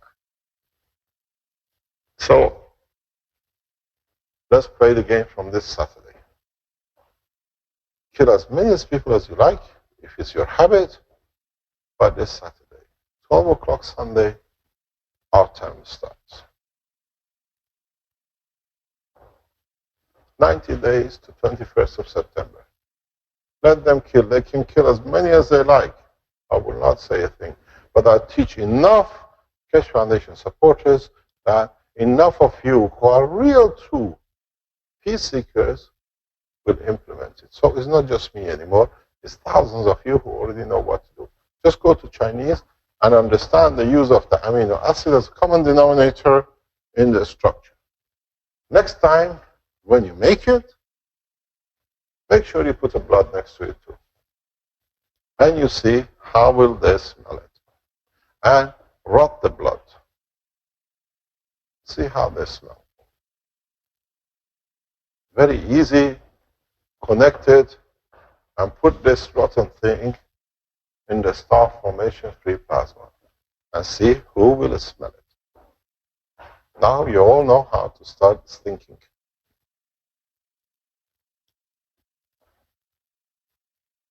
You are a true man of peace, you won't smell, because the field strength is above you. If you are wearing the jacket of a priest, but you're a rapist and a murderer and a pedophile, you already smell the blood of the pain, you will feel it. If you're a president, you will not escape from it, because somewhere down the line, you have killed someone. Otherwise, you don't get to that position. And if you're a king and a queen, you murdered enough to keep your monarchy, you're worth nothing anymore from now on. Because a man in China who's peaceful will dictate his turn. So a lot of you thought it was a very free talk. And a lot of you thought it was just a simple teachings for past few weeks. But with the open teaching and being open for past year and a half, what we promised, we delivered in the spring of 2015. It's been written and now it's delivered. So you choose as a human race which way you want to go. You want to smell the roses of universe or the manure of the man. Because if you choose the roses of universe, you will receive the knowledge and the intelligence of the universe the same way as you receive the order. You'll all be enlightened in the same level at the same time, that you don't need to do this mayhem. And I'll tell you something very simple. You know, when you're in a classroom, the teacher punishes one child for the rest not to do the same mistakes. Man is the child. We'll teach that the rest of the universe will learn. And I kept on telling you for a long time, we talk to the door for the wall to hear, because we can always change the door. Those who cried for peace will see if you start crying on 21st of September from the smell of manure. Let me know if you're a true peace lover. He won't touch me. I'm not from this planet, as I've been told.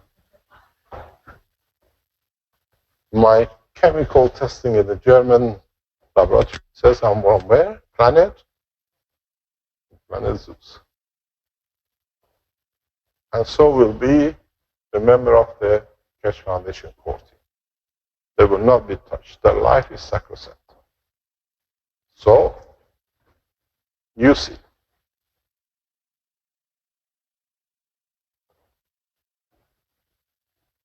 Understand the physical interaction, and then you understand the stupidity of intelligence.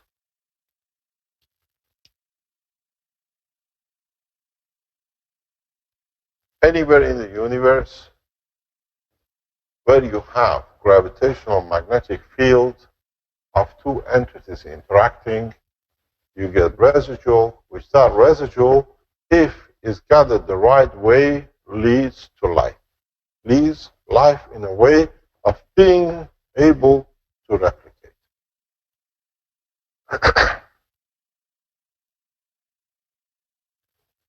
This is what you call, from here to here, the aura.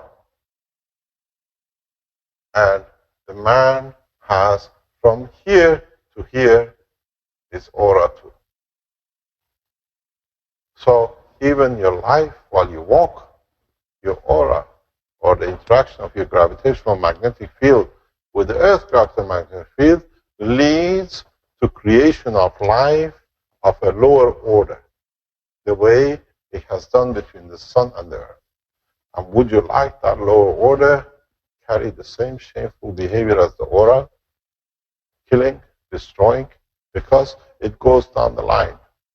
Life does not stop with the magnetic gravitational field, the strength of the man. Man is nearly at the bottom, but even that, there are more bottoms to the bottom.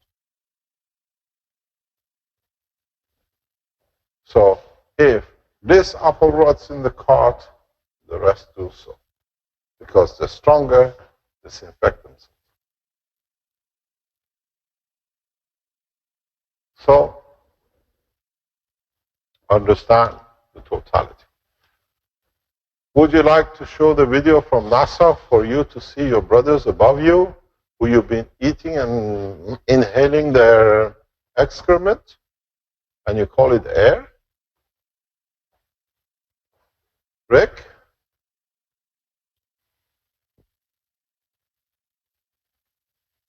I think they disappeared into planet Zeus. We're here. I'm here. I've landed. Now, which of the videos? Good blood. There's one video that's Russian cosmonaut tells what NASA will not, and there's another one. Alien creature swims past the International Space Station. Whatever it is, we got to believe the Russians or the Americans. They both lie anyway. Okay, well, let's see what the Russians have to say first here. Let me see. Let me get that lined up.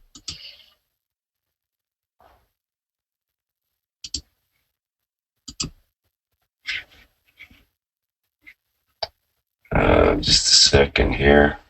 You open this, Marco, to the full screen.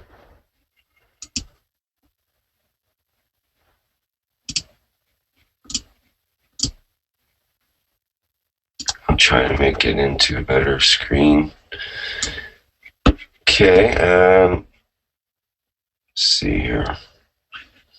The American one is the one when they lost the cable of a few kilometers. While they were videoing it, they could not avoid recording the reality. Oh, I see. The tether one that has that in it. Okay. The antenna, they lost that antenna, a few kilometer antenna, and they were trying to video it. I'll get that one lined up while we have a look at the other one here briefly. This is from the Russian space. You see the structures, if it's taken long enough, they repeat. These are entities which exist as a plasma without tangibility. Pardon? This is taken in a position that, don't forget, at different levels in the upper atmosphere, there are different sizes because of the condition. And if you look, some of these have a repetitive condition. They leave, they go, they come back. It's like a mother feeding. Some others come, some others go. It's like us human beings traveling, moving. These are not dust particles. Dust doesn't exist at that level.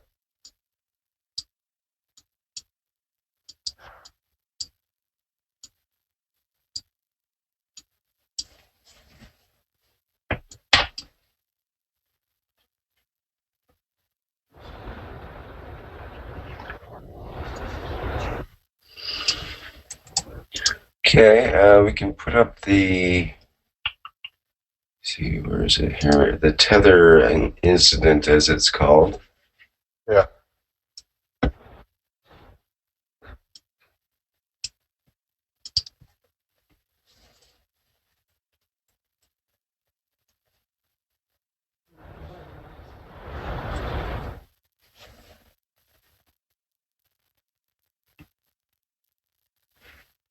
There is another one which is a very long one.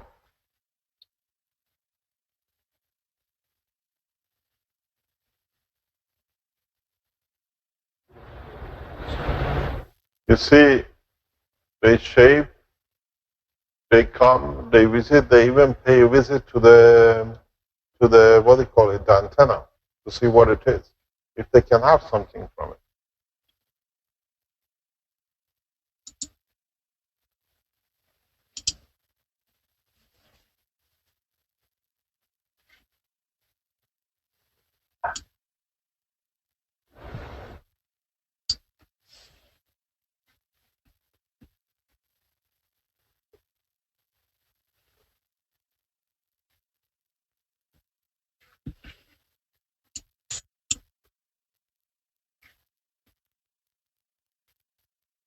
The strange thing is, some of these, especially the hollow ones, move in twins. It's like a couple.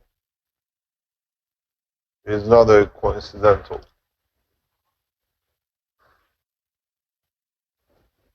So now NASA has shown, you can stop that, thanks very much. Now NASA has shown your upper brothers amino acid, because they still carry amino acid in a different form, in different interaction. So how you do it, how you understand it, how you analyze it, in a way according to gravitational magnetic field strength. Pardon? Lost video? Have you lost the video? Or has the picture gone? No, video is good. Video is good. So because it says knowledge section workshop, oh, there I exist. That's the ugly face of the truth. So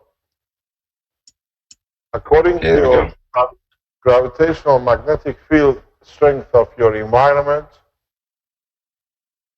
you appear in different states and different type of intelligence. You cannot ignore life in any shape, in any strength, and you cannot destroy life in any strength or any shape. So what the whole purpose is, do not destroy, because don't forget, you are yourself part of the system that can be destroyed. The process is not to stop you fighting and killing, because if you make a mistake in the space, you'll be dissolved in a new environment. What would you like to be? So, if they had the intelligence to ignore you for thousands of years, they have the same intelligence to destroy you in seconds. But nobody ever destroys nothing. We leave it, till the intelligence reaches the point of maturity, at least at 3% of the population, and then we interact. And now 3% of human race have that intelligence. I hope some of you are part of the 3%.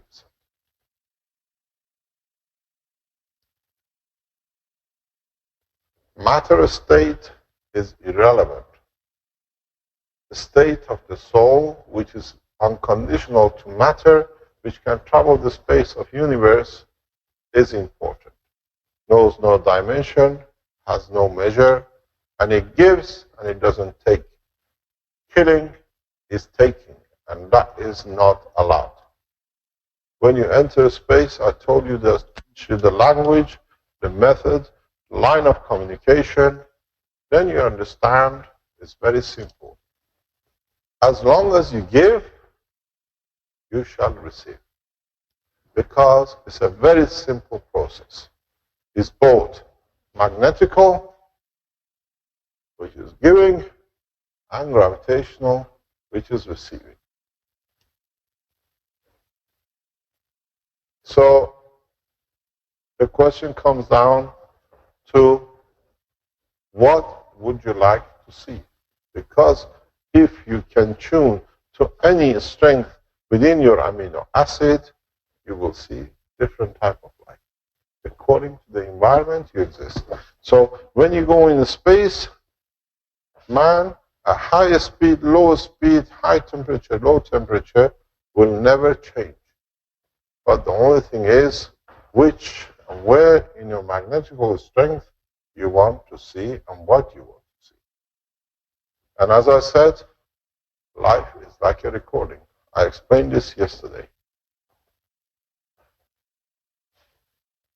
The history of a man and the abuse of man is recorded by the man himself in his RNA.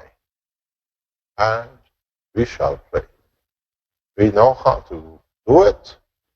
You just found out how to ignite the sense of a smell. Very soon, three of you will understand how to ignite the sense of emotion, the recording of the RNA. And then we see if did Christ got crucified and who was the real culprit. We shall see if Muhammad ever killed a single person. And we see why they are killing in his name. And then we understand the rest in so many ways. The history of a Buddha and the rest and beyond. We will not touch. I always told you, a man's life is well recorded and it will be played. Now, you are all the recordings and you play in time. All the chit-chats in the corridors of what they thought it was hollow power will be spoken. And then we know who really killed who and what was the reason behind all these wars. But we play not the last first, we play what's going on now first. Because if we know what's happening now, we don't blame who started yesterday. We know who's doing it today. I tell you, they start digging and making soundproof, ground-proof, microwave-proof, underground rooms that you cannot reach their soul. But unfortunately, they haven't heard about Professor Miles. You know his theory? Scalar waves? We go in. There is no limitation. I like the man. He's a very nice gentleman, this professor. He's one of the geniuses of the century.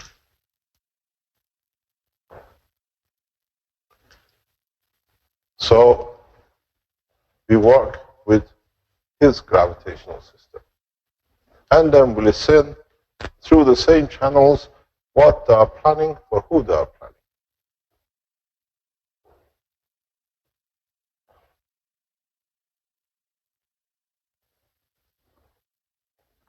there'll be a sleepless night in Washington and in Kremlin tonight and in the Buckingham Palace for the murders they were planning and they're planning and they're trying to do to have more of nothing. The strange thing is, you know, these world leaders, they call themselves world leaders. We see them with Saddam and the others. When you catch them, they find a rat hole to hide in. We know where we found Gaddafi, who did so many murders, and we know where they found Saddam, in rat holes and tubes, exactly like a mole. The kings and the queens and the president of today, they wish they can find a rat hole because they would not even get that chance this time. Because wherever you are, we know the number. The telephone number is a sole address.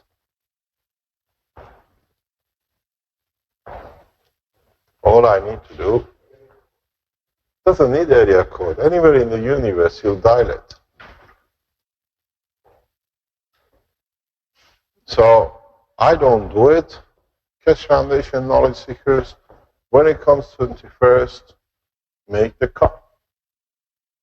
Put amino acid, put the copper oxide CO2 to reach both physicality and the soul, the emotion, and put what you think is right. And then place it in your free plasma. And give from your soul the true meaning of peace. It will touch the soul of every man on this planet. But please do not use any manure.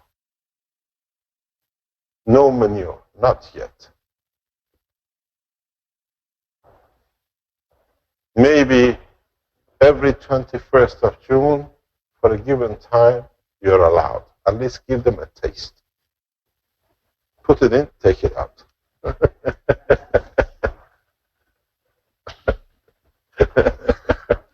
You see how many people will shout out of your neighbors. Ah, this thing. Oh, that was the guy. No place for you on a spaceship.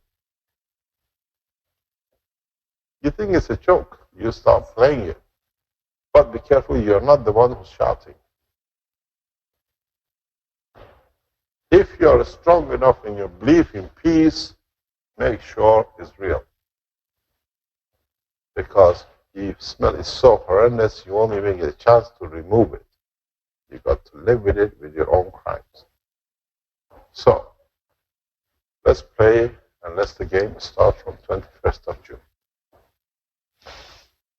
No guns, no arms, no harms.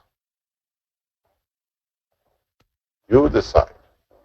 One by one, each part of this planet, you have come up with different solutions, but part of the same package. Jigsaw is nearly complete. Would you like to play?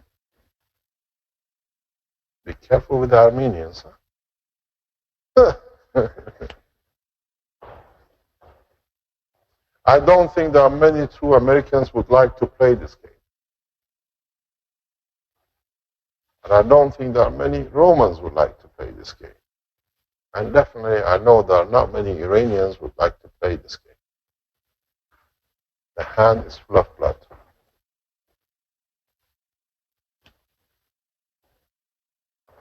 The ones in the leadership of each nation have killed enough, and the different names and religions, that they will call me a terrorist.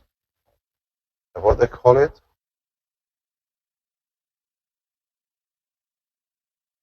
I will become a terrorist because it terrorizes the presidents. But now they terrorize themselves out of the terror, but they know a Chinese guy very soon will try pig experiment. Have you ever passed a pig house? This thinks you can't pass. You say, if this is smell of melon, what about this? And if it's there, what about if I put it there? So we will see.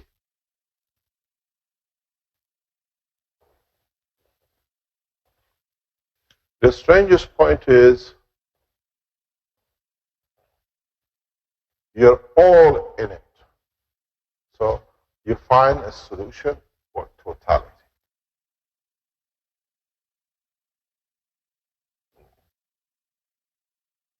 And do you know why you're all in it? You've all been eating animal flesh. So none of you will have mercy.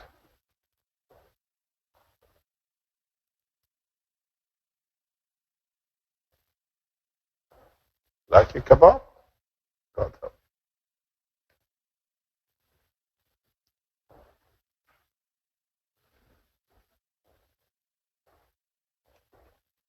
Just be careful you don't vomit. It becomes a vertical. So change the habit, live a peaceful life. The universe is your oyster. Carry on with the habit. You don't have much more time. 90 days is good enough. And then we extend it to 1 day a month, not just because of the peace, because it's not so bad that nobody will have time to carry a gun. Would you like to sit in a shit pot in the tank where you can't even breathe? You go out to smell more fresh air, but the air is with you, not with the air. We do it for 2 days. Then we do the smell of death for 3 days. And next time, you choose. You want a rotten carcass, or would you like the smell of rose? The way the roadmap is set for peace is so well calculated that you can't even imagine. It's just turning the smell a little up every month. Today is just, have you ever lived in Flanders? In Flanders is a very good habit. In Flanders, they are such a small country that they have a lot of pig farms. And everything is indoor. And they do nothing about it. And when the wind blows, the whole of Flanders gets the smell of the pig house. A few years ago, 3-4 years ago, it was so bad. When it turned into England, the whole south of England was smelling everything which was coming from Belgium. Yeah, it's in the news. Now, would you like it to go all across the world? For how many hours would you like it? And then we can increase the strength by the end of December. Would you like to sit in Christmas on 2016 that you cannot do but vomiting? Christmas dinner means nothing. Very easy. In a very, very simple English, I make you to eat your own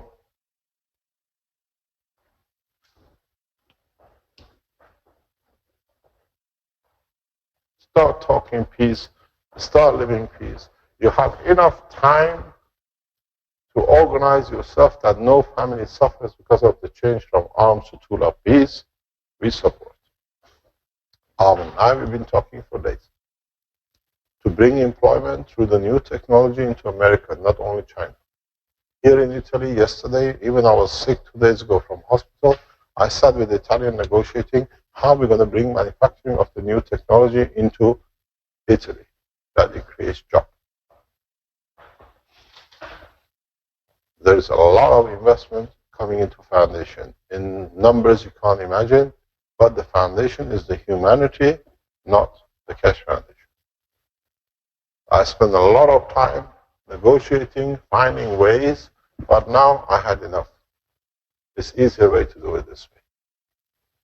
But after September 21st, you choose, we put orders on the table, you smell, you decide what's going to be 21st, 22nd of September smell. A little bit, or we dilute it, a little bit more. No roses.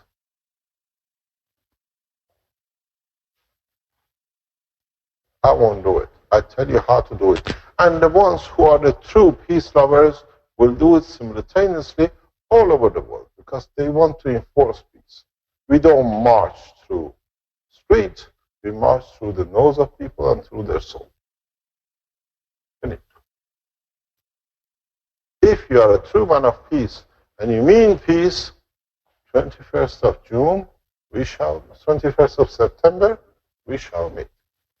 There will be no crew and no ship army carrying equipment because they can't stand the stench. You disarm the most advanced aircraft carrier. No crew to run it. Can you imagine a fighter plane going? You've never been in a plane where what do you call it? The cable has been damaged and the smell goes through the plane and you have to sit down. You can't go anywhere. You can't open a door. I've been there.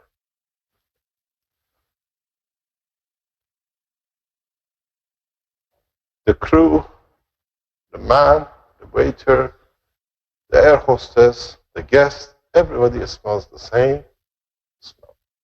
The only difference is a private jet has been changed to the planet there. You decide. On 21st of September, people around the world, we give it time.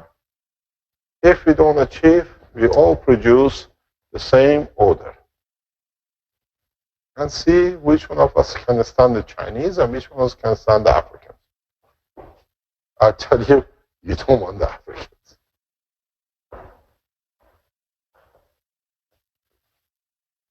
I lived there long enough. So it's not me anymore, and you know what to do. But there's a small click left. I'll give it to you on 21st of September session. Because if anybody tries, now as you see, it doesn't work because you haven't got the last click. But if you smell the melon, surely try this time to put some manure and try to drink the water. It's very harsh, but it's the only way we could manage to get man to change the course. There is no other way. How do you reach 7 billion idiots? Because this is not a habit of the President of the United States. Killing is the habit of the man in the jungle of Africa. It's the same with South America. How many people are you going to touch? How many people are you going to send? How many missionaries you send to create peace, but the missionaries abuse the people? This is the easiest way. You smell the melon, now smell the next one. And total cost is $1. $1, not even $1. If you can create a little bit of current between your plates, you can make your copper oxide, you can make your CO2, and you make your fat, and you can start smelling the whole universe. You thought I'm going to fight single by single? No. I let you fight amongst each other till you decide amongst who's going to be the peaceful one. The one who has a gun can shoot 25 kilometers. Intercontinental missiles can kill a few thousand people at maybe halfway around the earth. One bucket of manure can reach the whole 7 billion in one go. Which one would you like? More powerful than intercontinental missile. You know, more Americans died in Vietnam out of the bamboo than actually the guns. You know that? Yeah? You know how. Pardon? All Vietnamese did, broke a bamboo, put it in their own excrement, and planted it in, and they ran. They knew where they were. Americans thought they got them. They just got the scratch, so the bamboo went in. The infection is so bad. The bamboo shoot this time is your cup of life. This is a true cup of life.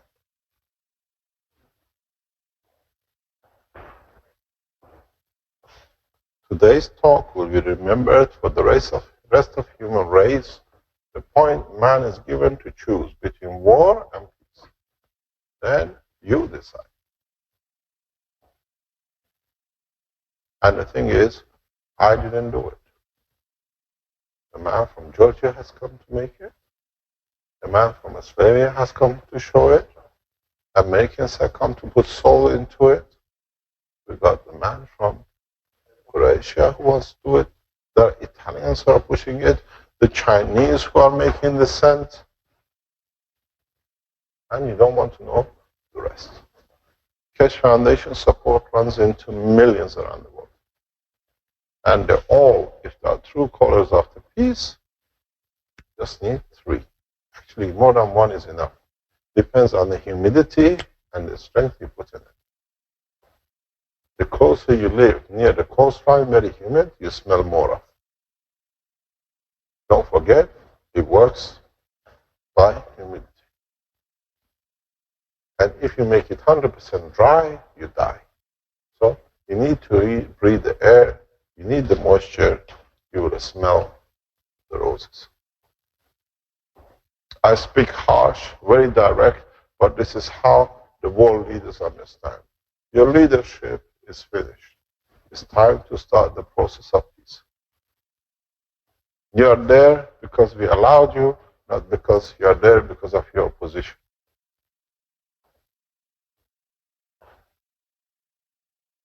So, do you want to wipe out the earth?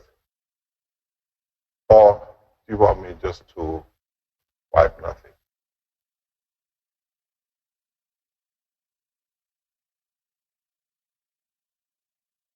You decide. Because in this process, none of you will kill none of you. But you force each other not to smell the death. I said, not in my time, not in my term, no soul shall be harmed. But I didn't say the physicality will not be put at the level of the soul. So now it's time for you to arise. Rise the dead to meet the soul, you achieve the promise of Christ. So the dead are walking, but the soul is not dead. So, are there any questions? Don't tell me when. The deadline is 21st of September.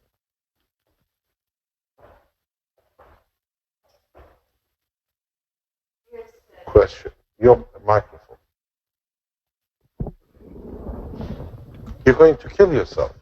Master is going for a smoke. You had said that because of man's DNA that we have sort of come to rely on having meat and that it would take 30-some years to change our diet. How can we change our diet quicker so that we don't have to kill those animals? You don't need to change your life. We don't need to change our diet. You don't need to change nothing. It's just to understand the process, and then in time it shall change. By changing the process, you mean by... Man will come to understand different ways of absorbing energy for his survival. Okay. Yeah. Craving for food, for meat, is part of the structure of the emotion. When you understand that emotion is wrong, you will not do it. When you comprehend the emotion is wrong, automatically it will be written on your DNA. And then it goes in your RNA actually, which transfers it to DNA. Don't forget, as we taught, a leaf has a life, a herb has a life too. Depends if you're a vertical or a horizontal walker. Just because a tree doesn't walk, but it grows, walks upwards, hasn't got a life. It still has an amino acid structure. It's organized itself. I don't eat your toe, but I eat your arm. I don't eat a pig, but I eat a tree or a shrub. This structure in the inner core has already reached that maturity. This structure above has reached the same maturity. It's for the man to reach the maturity.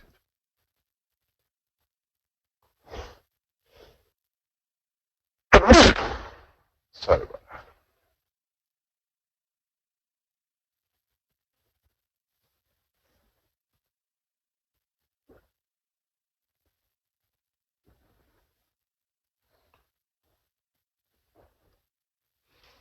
Can we go on the screen? Are there any questions?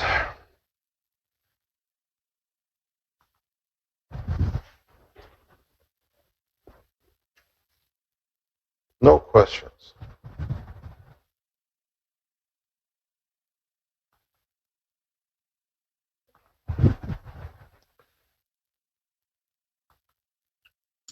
No questions?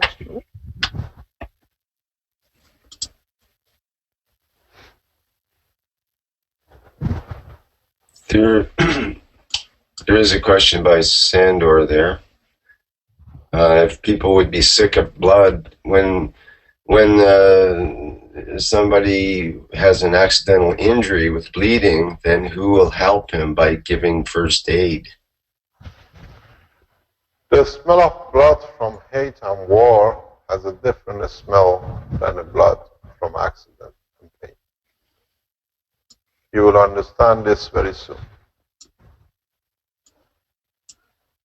You will come to understand this very sooner than you think.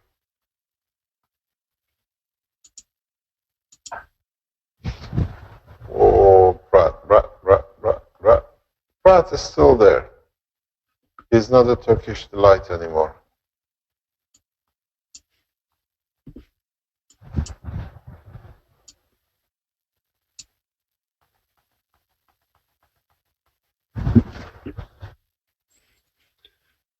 There are no questions.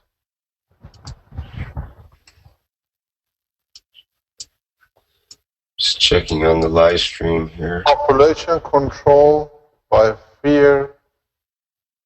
Where is it? It moved. Our parents never worked through the history.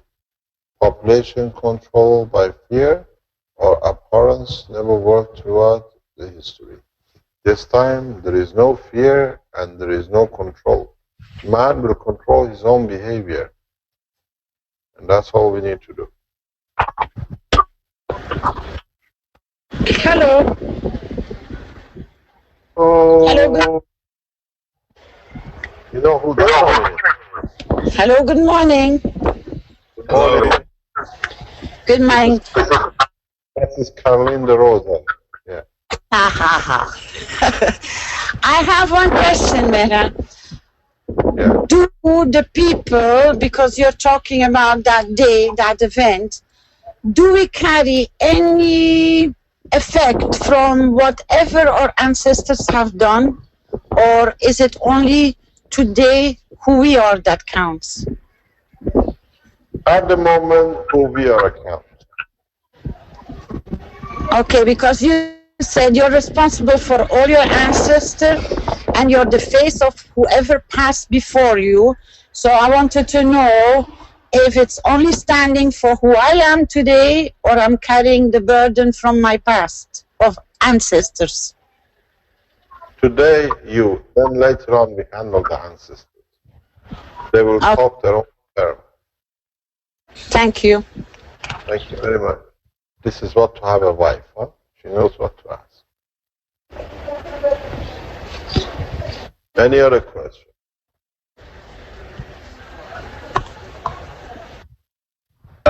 Yes, there's a question from the live stream from Nadine, who says, Mr. Keshe. Let me explain, Rick. We better explain. We run webinar for teaching. We run a live stream for public. And there is another one. Which one is it? What is it called? Yeah, but there is 2 or 3 channels we run simultaneously. So we don't see all the questions. And monitors see the questions in the background. So I don't see the questions which comes to live stream and go to meeting chat rooms. Okay. Carry on. Sorry, Rick. Right. So Nadine says, Mr. Keshe, we look forward to know more about Planet Zeus.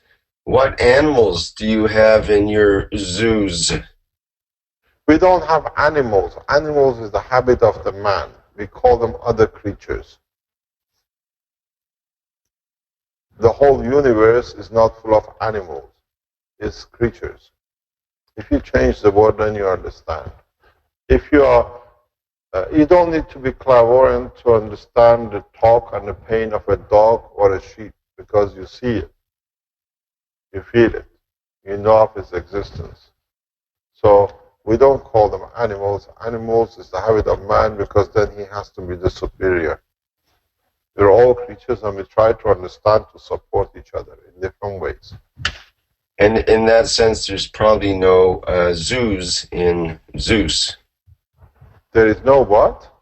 Zoos. Animal Zoo. zoos. No. Zoo is the habit of the man. Right. He likes to collect. And definitely Belgians are the worst one. They collect everything. Any other question?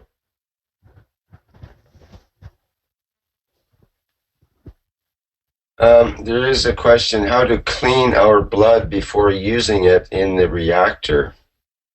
Clean your soul, your reactor, your blood will be clean. The intention is what is carried by the blood. Those of you who try to join us on 21st of September to start the process, try for next 90 days to clean your soul, because you have the same as the governments to sort out the mess. Then we'll see.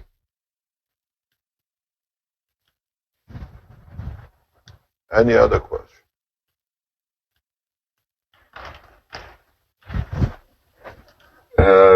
Nadine has another question. Mr. Keshe, would you explain what the Earth's grid is? Is it a prison, or can it be an access point to access different dimensions? Pardon? She's talking about, would you explain what the Earth's grid is? People talk about grid points on the Earth where the energies intersect, and she's asking, is it a prison, or can it be an access point to access different dimensions? The interaction of the fields gets locked. It's very much like, this I explained too, because we see this a lot in Europe. In Europe, you see a lot of cross sections, and I know what you're talking about, because about 2 years ago, about this time, we were invited to see a man which is made, what do you call the guy in the west of Italy, who's made a community, and he made church under the ground, and they found him, and they had to change the law in Italy for him. He calls himself Falcon. Yeah, Piemonte, yeah.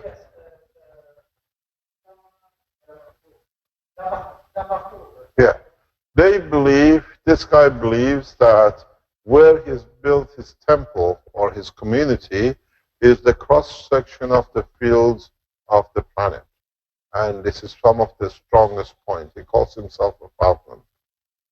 I had the chance to meet the guy. We went there with my son a couple of years ago. Yeah.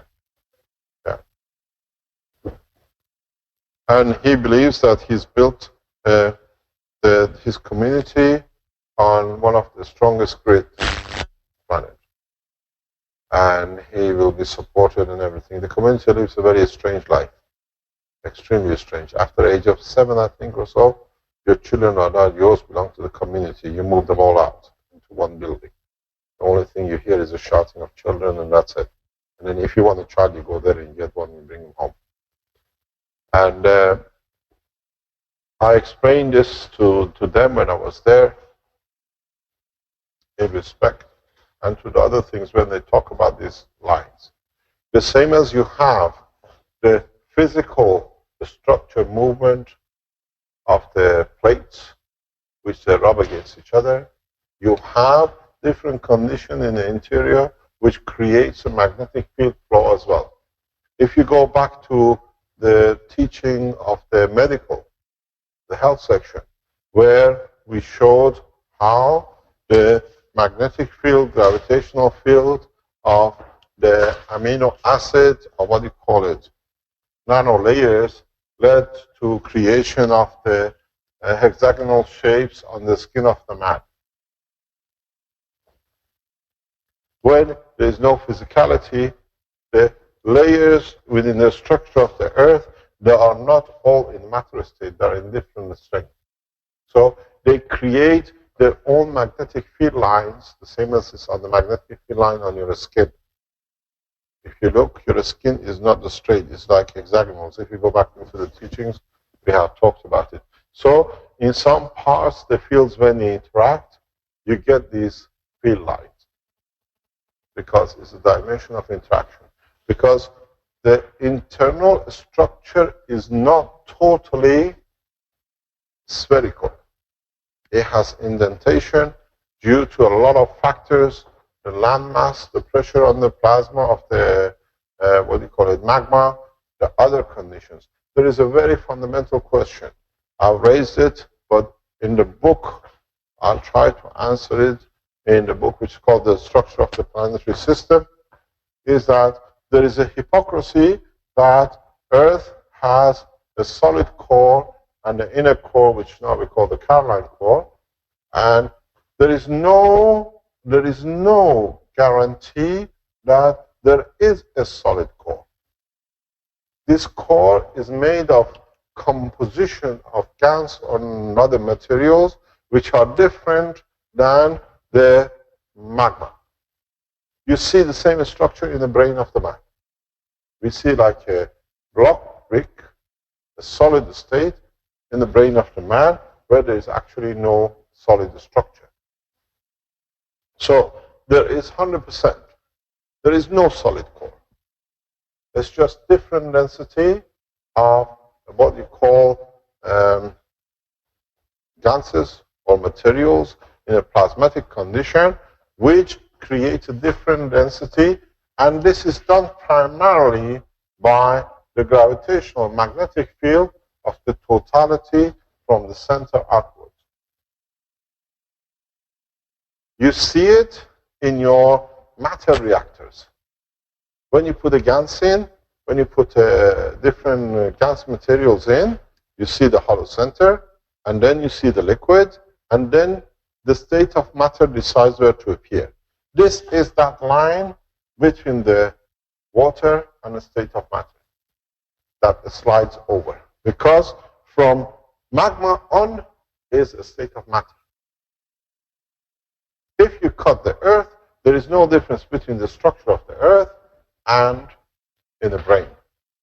In so many ways, I can explain to you something which might be strange, is that magma is the blood, carries the emotion of the planet.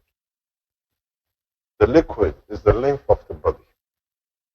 It gives, and at the point of creation, decides what is to be created. So the planet in structure is no different than a man. It distributes all its fields according to what it needs, and the water is the lymph. It brings the material state in. And where the two match in the right way, you get the state of matter. And then you get the state of matter in a dynamic mode. You call it animal, trees, or whatever. Because don't forget, as I said, there is never ever zero humidity. So the life of man is controlled by the lymph of it. And if you look at it, this is the skull, this is the gap, and that's where the brain is stuck. What shines in, what rains in. And moisture is part of it. It's like the calcium in the body of the man. It spreads everywhere. So, in fact, Earth is a living thing with emotion and physicality. Now you can imagine how much this planet has suffered from misconduct of one animal.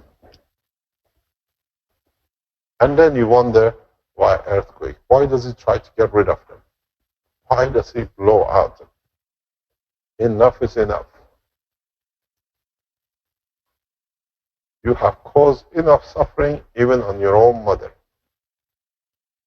So the magnetic field flow comes from the interaction of these layers of fields, and in a way, if in a long when man science goes further, see the line of these magnetic fields exactly as you see the line of your skin, hexagonal shapes or upper atmosphere. Because these are nano layers, plasmatic, enforcing the conditions. So the lines do exist, comes from the interaction of different layers, the same as we said, the 3 layers of the skin of the man in nanostructure gives the hexagonal shape of your skin, if you look at it. Because we see the same thing on the ring of Saturns, we see the same, on the North Pole of the Saturns. So it's the field interaction, they do exist, and where the 3 or 6 interact, they create a line of interaction. So you see it as line of field forces in the matter state because they are not in the other condition. Any other question?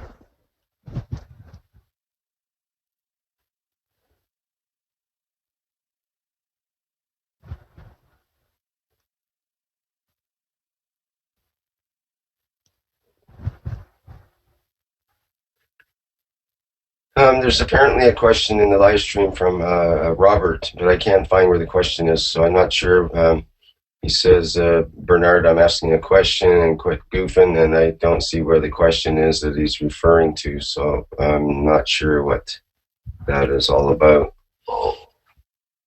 There's another question. Was the history of man to learn to become universal, divine, from where we initially originate? And now is the Can you repeat? It says, the question, was the history of man to learn to become universal, divine, from where we initially originate? And now is the moment to remember this and be divine out of free will? Put it this way, you got to do it. You have no choice. You had the free will and you stayed with the behavior of the present. Now you need a little bit of help to mature.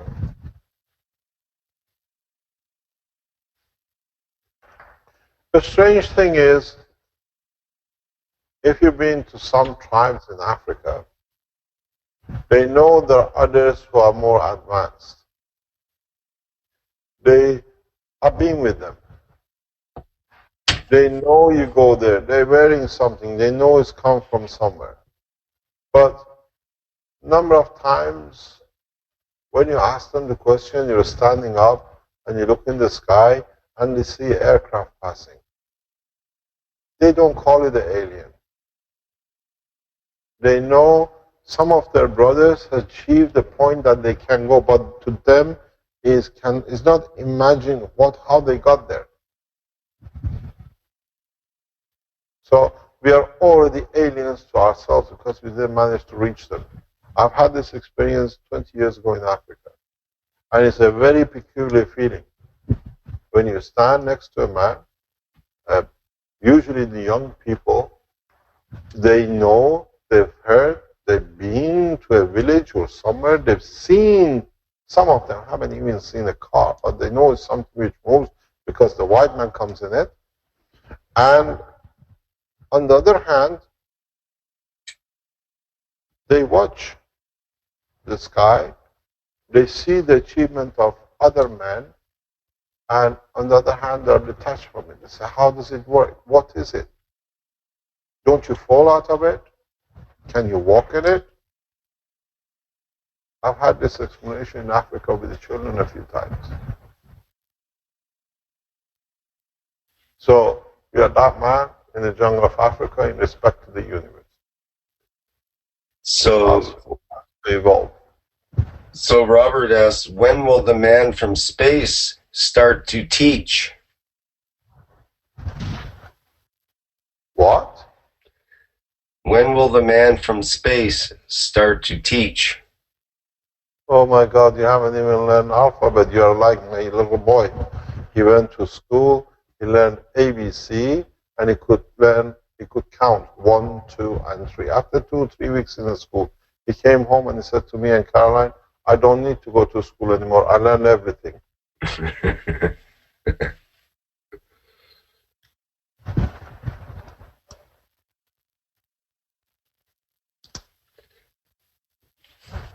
I can read and I can write. And besides that, it seems the man from space is already starting to teach. Pardon? It seems the man from space is already starting to teach as far as that goes as well. Yeah, but it's a long way to go. It's a long way to go. Oh God, he stuck his head out again. Has he paid his fee yet, Kevin Davino, for this question? Have you seen the size of the question? It's half a page.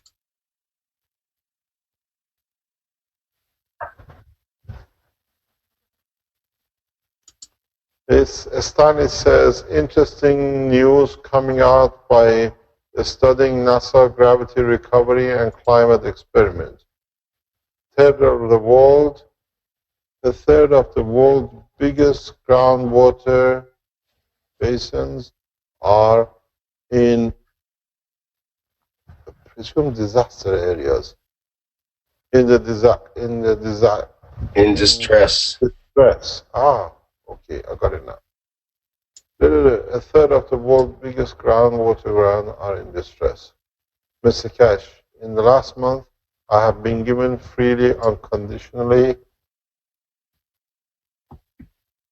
I have been giving freely, unconditionally my love and care, my field from within my soul to all souls equally, beginning most necessary to all humanity for human animals. Please, can you comment? Oh, that's Kevin Davino's. I thought it was still Stanley. Okay. Can you comment or explain when not only dozens, but hundreds, thousands, millions do that simultaneously, every day and night, continuously, focused with pure intention? I or we have been learning from you so deeply. We don't need to give unconditionally at the same time. You have to learn to give unconditionally all the time. It's very strange. When you give unconditionally, somehow it comes back. But when we do it totally, we raise the level of the totality. Because as we gain more, we give more, we have access not only to resources of this planet, it becomes so much that you receive from totality of the universe. This is one thing which I've explained before, and it's just gone over the head. You make the change that you bring the level of the soul of the man to a right level, then the man attracts new forces, which raises the man's soul to a higher level.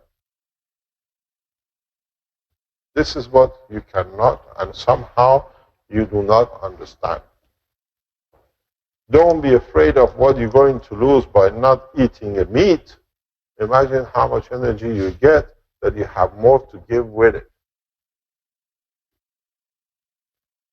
It's very much when you have a fibromyalgia, when you get rid of the pain, when we help you that you don't have the suffering of the pain, you walk different, you talk different, you attract different people. When you are sick, you attract people who are vouchers for the sick. When you stand up, you're strength, you stand straight, you behave correct, you gather different friends because they're not the abusers. Now these are equals. So as the man changes his behavior, will attract new, more powerful, much nicer, cleaner field forces from the universe. So the whole soul of the man and the planet elevates. This is what your fear is. fear of losing, but in fact it should be joy of learning and earning more.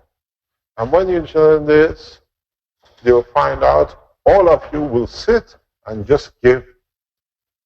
And you don't even worry about where the food comes from, because the nourishment will come through the soul, which will feel the physicality. It's very, very simple. You lot have not understood. And when you understand, it becomes easier and easier. The more they try to stop, because they pay attention to, they bring more fields and you grow. Look at the structure of the Keshe Foundation.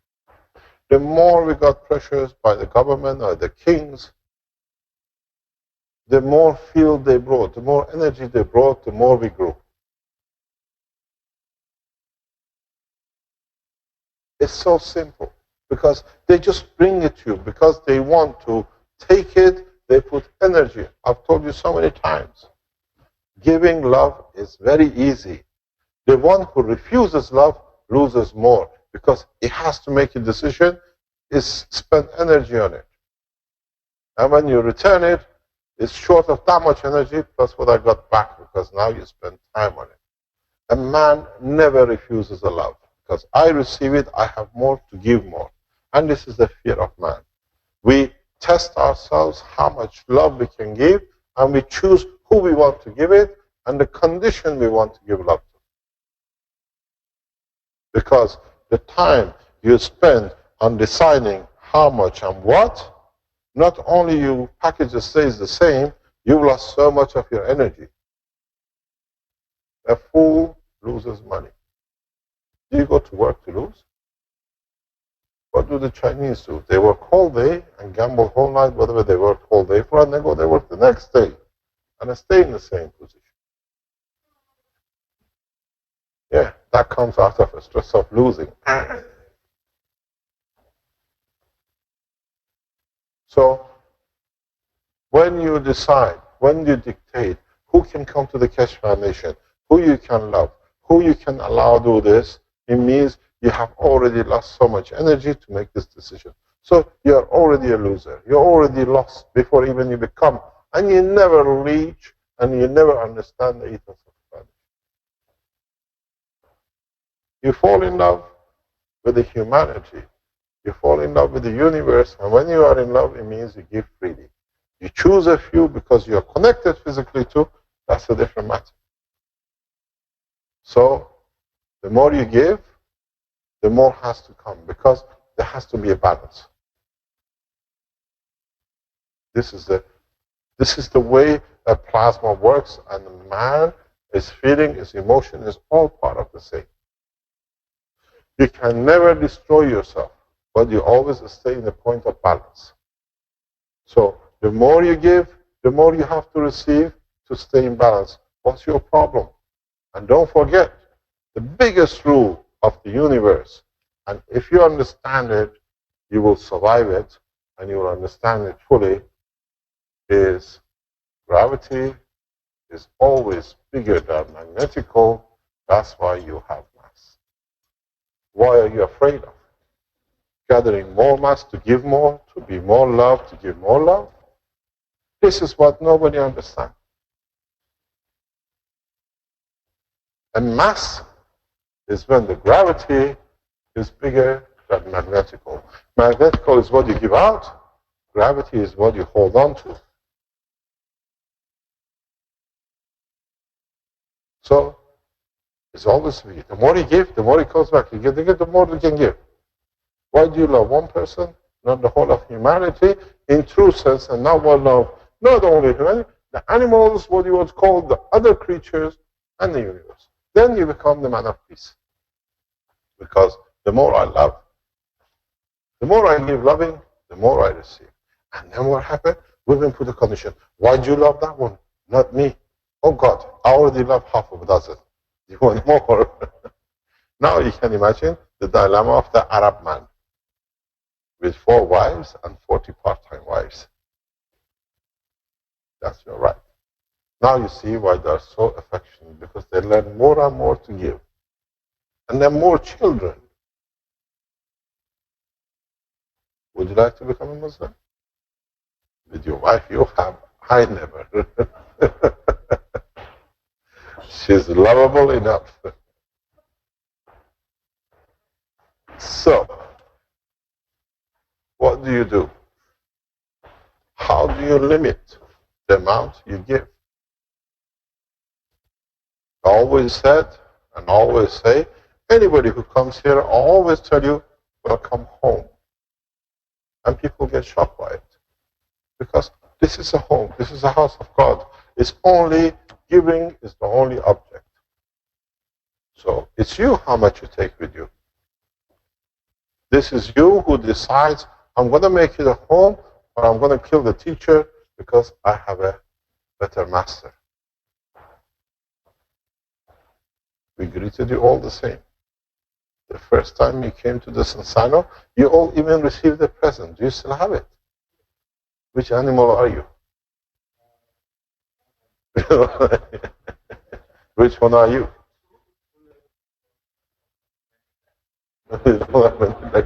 Many eyes.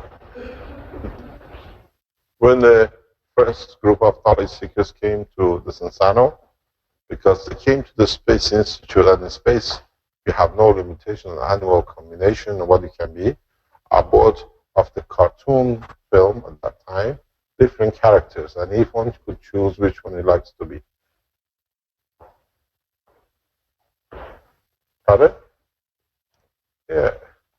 So they carried one alien home the first day they came in. So they're used to aliens. Yeah? The only worst alien is me, you never seen before. It's bad enough. So you get the structure. You understand? And actually, all the teaching of today comes with this talk only. Everything we talk from the beginning and from the end, in every shape or form, any color you put around it, comes to this. And that is, the more you give, the more you receive. What are you afraid of? Except killing. Because when you kill, there's no more to give you. This is part of the problem which the world leaders don't understand, and especially the priests. When I say priests, I mean all the religious leaders. Is when you kill a man, you have less man to give you. Do you want to shoot yourself, not to eat? When you create a war in the name of the religion, you kill more, so you have less to worship you. You have more less thing to give you. A fool does what these world leaders do and the religious leaders do. Don't forget the golden rule. The more you give, the more you receive. Otherwise, you have no mass. Now you understand what I say. World leaders carry no soul because everything is gone. There is no more to give to them. Religious leaders, the same. What are you paying for? What they've done, they've taken everything Christ had. In the name of whatever. Not a single word of any prophet of God is acted upon today, truly. Because it did not suit the ones who are supposed to be the guardians. They changed it the way it suits them. The same is with the world leaders. So, would you like to have less? And then you understand when I say, when Obama came into power, he came with a lot. He's going with much less because he's committed too many murders in the name of supporting, doing things, and the rest. The same with other world leaders. Because they never understood the truth and the fact about this little simple thing.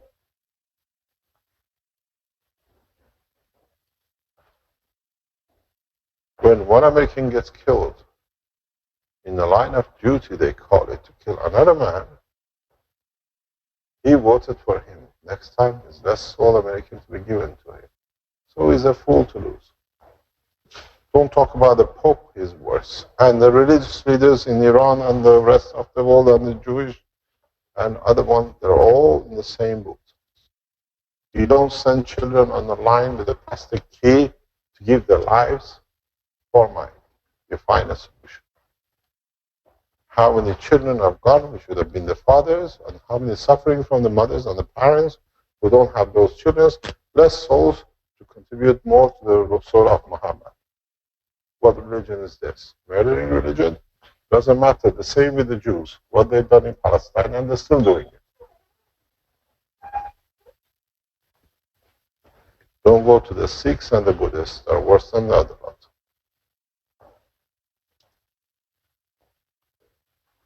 So what do? How much more do you want to lose? Now, maybe you understand the fact. And less than 1.1% of you will listen to this hearing. But today's teaching will stay for a life of the man. Because the truth is spoken and it's for you to decide. We harm no one, but we show you how to protect yourself from being harmed.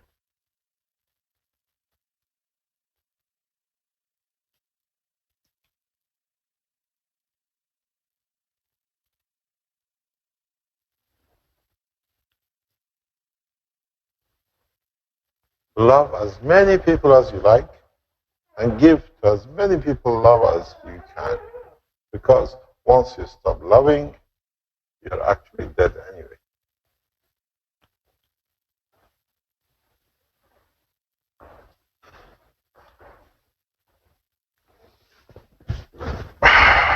So, are there any more questions, or we call it a day? Oh, there is a question. No, Kevin Navana is the last one.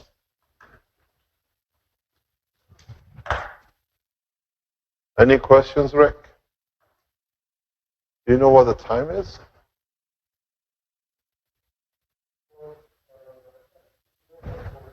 $11:40. I think 2.5 hours of today is more than what it was for the past 5 years of teaching. You know, when we started the first teachings, it was 1 man, 2 men, 3 men in one room. And then next week became about 10. And then the following week we got 15, 20. And by the 4th week we couldn't get enough people in the room. You've been in the room. Willy's house in Belgium. He said, can you come and explain to me and my friends? There was 3 or 4 of us. And then he says, do you mind if you come in next Friday and explaining a little bit more? There was 10 of them. And then it got to the point that we couldn't get any more people in the room. 25 was the maximum. And then we started the public teaching. Because Willy understood, not only because of the help, but what the knowledge can bring. And then the same man who's brought so much, the Belgians are trying to put him in prison because they can't get hold of me. And I protect him the best we can. Mr. Delanois is a murderer sitting in the police of Kortrijk with the King of Belgium who's trying to harm Willy, who supported to bring the knowledge out. And if they touch him, I touch the king and his family. That's a promise. Thank you very much indeed for today. And we'll see what will come out on 21st. Thank you indeed. Okay, thank you, Mr. Keshe. Indeed. Bye-bye. Okay, that's the end of today's 66th Knowledge Seekers Workshop. And thank you everybody for attending.